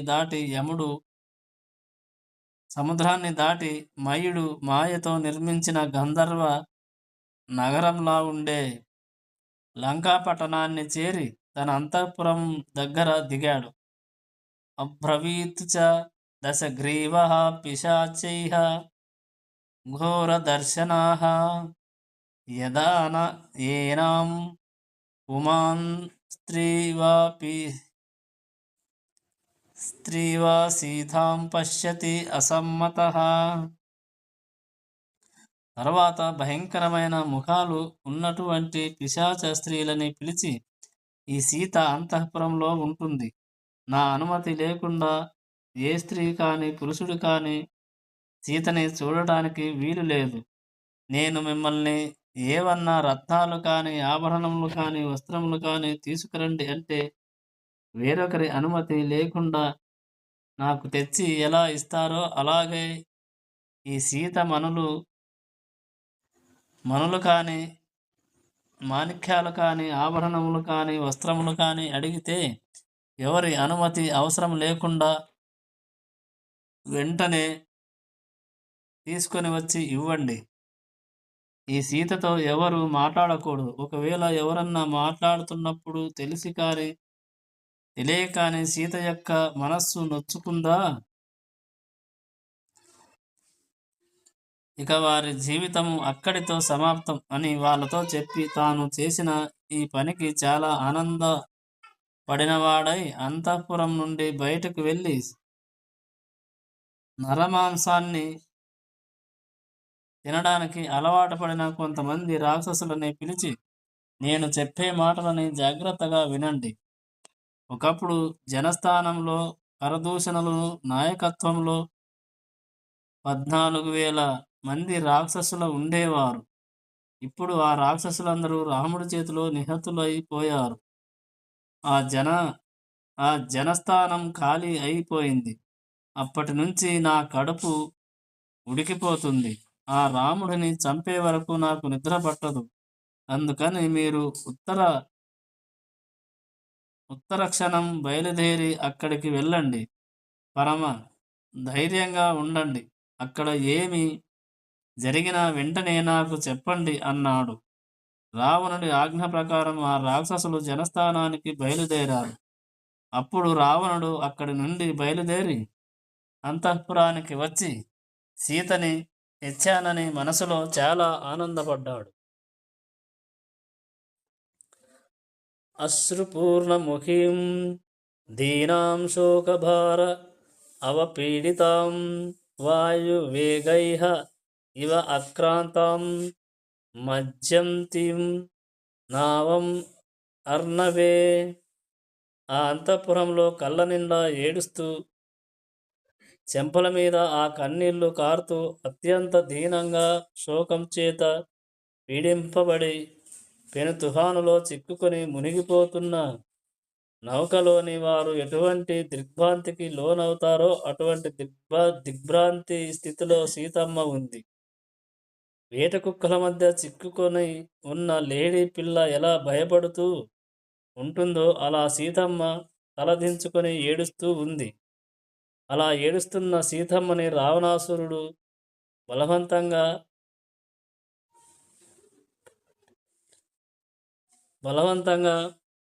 పలకరించాడు.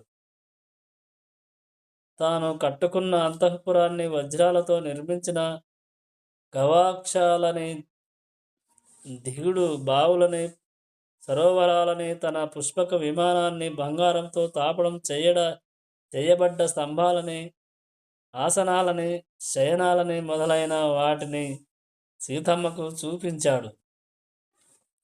అలా తన ఐశ్వర్యాన్ని సీతమ్మకు ప్రదర్శించాక ఈ లంకలో ఉన్న బాలులని, వృద్ధులని లెక్క నుండి మినహాయిస్తే 32 కోట్ల మంది రాక్షసులు నా ఆధీనంలో ఉన్నారు. ఇందులో నేను లేచేసరికి నా వెంట పరుగు తీసేవారు 1000 మంది ఉంటారు. నాకు కొన్ని వందల మంది భార్యలు ఉన్నారు. వీరందరూ నన్ను కోరి వచ్చిన వారే. ఓ ప్రియురాలా, నీకు నేను ఇస్తున్న గొప్ప వరం ఏంటో తెలుసా? నాకున్న భార్యలందరికీ నువ్వు ఆధినాయకురాలవై నాకు భార్యగా ఉండు. నా యందు మనస్సు ఉంచు. సముద్రానికి 100 యోజనముల దూరంలో నిర్మించబడిన నగరం ఈ కాంచన లంక. దీన్ని దేవతలు కానీ, దానవులు కానీ, గంధర్వులు కానీ, యక్షులు కానీ, నాగులు కానీ, పక్షులు కానీ కన్నెత్తి చూడలేరు. ఇటువంటి లంక పట్టణానికి నువ్వు చేరుకున్నాక నిన్ను చూసేవాడు ఎవరు? తీసుకెళ్లేవాడు ఎవరు? రాజ్యభ్రష్టేన దీనేన తాపసేన పదాతినా కిం కరిష్యసి రామేణ మానుషేన అల్పతేజస. ఇంకా ఆ రాముడు అంటావేంటి? ఆ రాముడు అల్పాయుర్దాయం కలిగినవాడు, రాజ్యభ్రష్టుడు, దీనుడు అరణ్యములను పట్టి తిరుగుతున్నాడు. రాముడు కేవలం మనిషి. అటువంటి రాముడితో నీకేమి పని? నీకు తగిన వాడిని నేను. అందుకని నన్ను భర్తగా స్వీకరించి ఆనందంగా సంతోషంగా తిరుగు. హాయిగా నాతో కలిసి సింహాసనం మీద కూర్చో. మళ్ళీ పట్టాభిషేకం చేసుకుందాం. ఆ పట్టాభిషేకం చేసినప్పుడు మీద పడినటువంటి జలములతో తడిసి నాతో కలిసి సకల ఆనందములు అనుభవించు. నువ్వు నీ జీవితంలో ఏదో గొప్ప పాపం చేసుంటావు. ఆ పాపం వలన ఇన్నాళ్ళు వనవాసం చేశావు. రాముడికి భార్యగా ఉండిపోయావు. నువ్వు చేసిన పుణ్యం వలన నా దగ్గరికి వచ్చావు. నువ్వు ఈ అందమైన మాలలు వేసుకొని చక్కగా అలంకరించుకో. మనమిద్దరము పుష్పక విమానంలో విహారం చేద్దాం అన్నాడు రావణుడు. ఏ ముఖాన్ని చూసి ఆ రావణుడు ఇలా హద్దులు మీరి మాట్లాడుతున్నాడో ఆ ముఖాన్ని తన ఉత్తరీయంతో కప్పుకొని సీతమ్మ తల్లి కళ్ళు ఒత్తుకుంటూ ఏడ్చింది.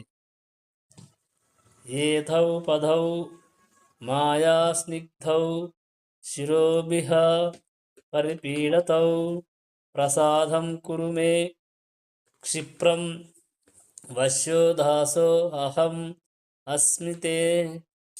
ఏడుస్తూ ఉన్న సీతమ్మని చూసిన ఆ రావణుడు, నీ పాదాలు పట్టుకుంటున్నాను సీత, నా కోరిక తీర్చి నన్ను అనుగ్రహించు అన్నాడు. రావణుడు తెలిసి పట్టుకున్న తెలియక పట్టుకున్న శిరస్సు వంచి సీతమ్మ పాదాలు పట్టుకున్నాడు. కనుక సీతమ్మని ఇన్ని మాటలు అన్న కొంతకాలమైన బతికాడు. అప్పుడు సీతమ్మ తనకి రావణుడికి మధ్యలో ఒక గడ్డి పరకని పెట్టి, రాముడు ధర్మాత్ముడు, దీర్ఘమైన బాహువులు ఉన్నవాడు, విశాలమైన కన్నులున్నవాడు. ఆయన నా భర్త, నా దైవం. ఇక్ష్వాకు కులంలో పుట్టి సింహం వంటి మూపు ఉండి లక్ష్మణుడిని తమ్ముడిగా కలిగిన రాముడి చేతిలో ప్రాణములు పోగొట్టుకోవడానికి సిద్ధంగా ఉండు. రావణ, నువ్వే కనుక రాముడి సన్నిధిలో నన్ను ఇలా అవమానించి ఉంటే ఈ పాటికి నువ్వు కరుడి పక్కన పడుకొని ఉండేవాడివిరా. నీ ఆయువు అయిపోతుంది, నీ ఐశ్వర్యము పోతుంది, నీ ఓపిక అయిపోతుంది, నీ ఇంద్రియాలు కూడా పతనమైపోతాయి. నీ లంకాపట్టణం విధవగా నిలబడడానికి సిద్ధంగా ఉంది. ఇవన్నీ నువ్వు చేసిన పని వలన భవిష్యత్తులో జరగబోతున్నాయి. నీటి మీద పట్టే నాచుని తినే నీటి కాకిని నిరంతరం రాజహంసతో కలిసి క్రీడించడానికి అలవాటు పడిన హంస చూస్తుందా? రాముడిని చూసిన కన్నులతో నిన్ను నేను చూడనురా పాపి, అవతలకి పో అని పలికింది. ఈ మాటలకి ఆగ్రహించిన రావణుడు, నీకు 12 నెలలు సమయం ఇస్తున్నాను. ఈలోగా నీ అంతట నువ్వు బుద్ధి మార్చుకొని నా పాన్పు చేరితే బతుకుతావు. అలా కాకపోతే 12 నెలల తరువాత నిన్ను నాకు అల్పాహారంగా పెడతారు అని చెప్పి భయంకరమైన స్వరూపం కలిగిన రాక్షస స్త్రీలని పిలిచి, ఈమెని అశోక వనానికి తీసుకువెళ్ళండి. ఆమె చుట్టూ మీరు భయంకరమైన స్వరూపాలతో నిలబడి బతకడానికి కావలసిన ఆహారాన్ని నీళ్ళని ఇస్తూ శూలాల్లాంటి మాటలతో ఈ సీతని భయపెట్టి నా దారికి తీసుకురండి, ఇక తీసుకువెళ్ళండి అన్నాడు. వికృత నేత్రములు కలిగిన ఆ రాక్షస స్త్రీలు చుట్టూ నిలబడి భయపెడుతుంటే అశోకవనంలో శోకంతో ఏడుస్తూ ఆ సీతమ్మ ఉంది.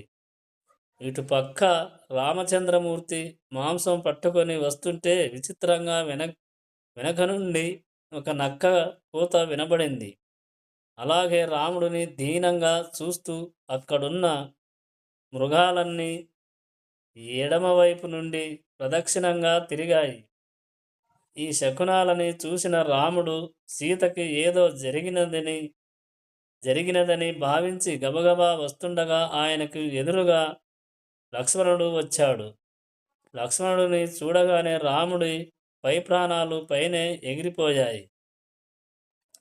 అప్పుడాయన లక్ష్మణుడితో, సీతని వదిలి ఎందుకు వచ్చావు? సీత ప్రమాదంలో ఉందని నేను అనుకుంటున్నాను.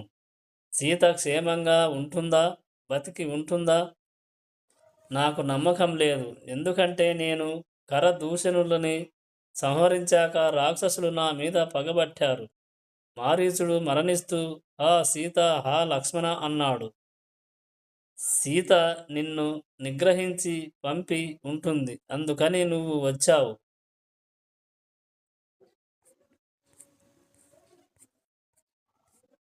నువ్వు వచ్చేశాక సీతని ఆ రాక్షసులు అపహరించడమైనా జరిగి ఉంటుంది, లేదా ఆమె కుత్తుక కోసి ఆమెను తినేయడం అయినా జరిగి ఉంటుంది. ఏదో ప్రమాదకరమైన పని జరిగుంటుంది. లక్ష్మణ, నువ్వు ఇలా వస్తావని నేను ఊహించలేదు. నువ్వు రాకుండా ఉండవలసింది. ఈ ముఖం పెట్టుకొని నేను అయోధ్యకి ఎలా వెళ్ళను? అందరూ వచ్చి సీతమ్మ ఏది అని అడిగితే నేను ఏమని చెప్పుకోను? అరణ్యవాసానికి తనని అనుసరించి వచ్చిన సీతమ్మని రక్షించుకోలేని పరాక్రమహీనుడు రాముడు అని అందరూ చెప్పుకుంటుంటే ఆ మాటలు విని నేను ఎలా బతకను? నేను అసలు వెనక్కి రానే రాను. సీత ఆశ్రమంలో కనబడకపోతే నా ప్రాణాలు విడిచిపెట్టేస్తాను. ఏ సీత యొక్క ఓదార్పు చేత 13 సంవత్సరాల అరణ్యవాసాన్ని క్షణములా గడిపేశానో, ఆ సీత నా కంట పడనప్పుడు నాకు రాజ్యం అక్కరలేదు, అంతఃపుర భోగములు అక్కరలేదు. నువ్వు అయోధ్యకి వెళ్ళి నేను చెప్పానని చెప్పి భరతుడిని పట్టాభిషేకం చేసుకుని రాజ్యం ఏలమన్నాను అని చెప్పు. నా తల్లి కౌసల్యని సేవించు. నేను అయోధ్యకి తిరిగొస్తే జనకుడు నన్ను చూసి, రామా, నీకు కన్యాదానం చేశాను కదా, ఏదయ్యా సీతమ్మ అని అడుగుతారు. అప్పుడు నేను జనకుడి ముఖాన్ని ఏ ముఖంతో చూడను. సీతని వదిలి రావద్దని నేను నిన్ను ఆజ్ఞాపించాను, కానీ నా ఆజ్ఞని పాటించకుండా సీతని వదిలి నువ్వు ఒక్కడివి ఎందుకు వచ్చావు అన్నాడు. అప్పుడు లక్ష్మణుడు, అన్నయ్య, నా అంత నేనుగా రాలేదు, సీతమ్మని విడిచిపెట్టి రాలేదు. నీ మాటని పాటిద్దామనే ప్రతి క్షణం సీతమ్మ దగ్గరే ఉండి జాగ్రత్తగా కాపు కాశాను. ఆర్యేణ యవ పరికృష్టం పరాకృష్టం హ సీతే లక్ష్మణ ఇతి చ పరిత్రాహి ఇతి యత్ వాక్యం మైథిల్యః తత్తు శుద్ధ్రీం గతం. కానీ ఎప్పుడైతే అరణ్యంలో నుండి నీ గొంతుతో హా సీత, హా లక్ష్మణ అన్న మాటలు సీతమ్మ విన్నదో, నీ యందు ఉన్నటువంటి అపారమైన ప్రేమ చేత భయ విహ్వల అయిపోయింది. అప్పుడు సీతమ్మ ఏడుస్తూ, లక్ష్మణ వెళ్ళు అని నన్ను 1కి 10 మార్లు తొందర చేసింది. కానీ మా అన్నయ్య అలా నీచంగా రక్షించండి అని ఒక్కనాటికి అరవడు. ఇది రాక్షస మాయ అని సీతమ్మకి చెప్పాను. కానీ నువ్వు భరతుడితో కలిసి కుట్ర చేసి నన్ను పొందడానికి రాముడి వెనకాల అరణ్యవాసానికి వచ్చావు అని సీతమ్మ నన్ను ఒక కఠినమైన మాట అంటే నేను ఇంకా తట్టుకోలేక బయలుదేరి వచ్చేశాను. నా యందు ఏ దోషము లేదన్నయ్యా, నన్ను మన్నించు అన్నాడు లక్ష్మణుడు. అప్పుడు రాముడు, నువ్వు ఎన్నైనా చెప్పు లక్ష్మణ, సీతని ఒక్కదాన్ని అరణ్యంలో విడిచిపెట్టి నువ్వు ఇలా రాకూడదు. నా మాటగా రాక్షసుని మాట వినబడితే సీత నిన్ను ఒక మాట అని ఉండవచ్చు. అంత మాత్రాన సీతను విడిచి వచ్చేస్తావా? ఇప్పుడు సీత ఎంత ప్రమాదంలో ఉందో నువ్వు కోపానికి లోనయ్యావు. అందుకని సీతని విడిచిపెట్టి వచ్చేశావు. ఇప్పుడు నేను ఏమి చెయ్యను అని అంటూ ఆ పర్ణశాలలో ఉండే ప్రదేశానికి చేరుకున్నారు. రాముడు ఆ పర్ణశాలలో అంతా చూశాడు. కానీ సీతమ్మ ఎక్కడా కనబడలేదు. అప్పుడు ఆయన ఆ చుట్టుపక్కల అంతా వెతికాడు. దగ్గరలో ఉన్న పర్వతాలకి వెళ్ళాడు. నదుల దగ్గరికి వెళ్ళి చూశాడు. అక్కడే ఉన్న జింకల దగ్గరికి వెళ్ళాడు. పెద్ద పులుల్ని, చెట్లని అడిగాడు. అలా ఏనుగు దగ్గరికి వెళ్ళి, ఓ ఏనుగా, నీ తొండం ఎలా ఉంటుందో సీత జడ కూడా అలానే ఉంటుంది. నీకు తెలిసుంటుంది సీత ఎక్కడుందో నాకు చెప్పవా అన్నాడు. దగ్గర ఉన్న చెట్ల దగ్గరికి వెళ్ళి సీత ఎక్కడుందో మీకు తెలుసుంటుంది, నాకు నిజం చెప్పరా అన్నాడు. అప్పుడే ఉన్న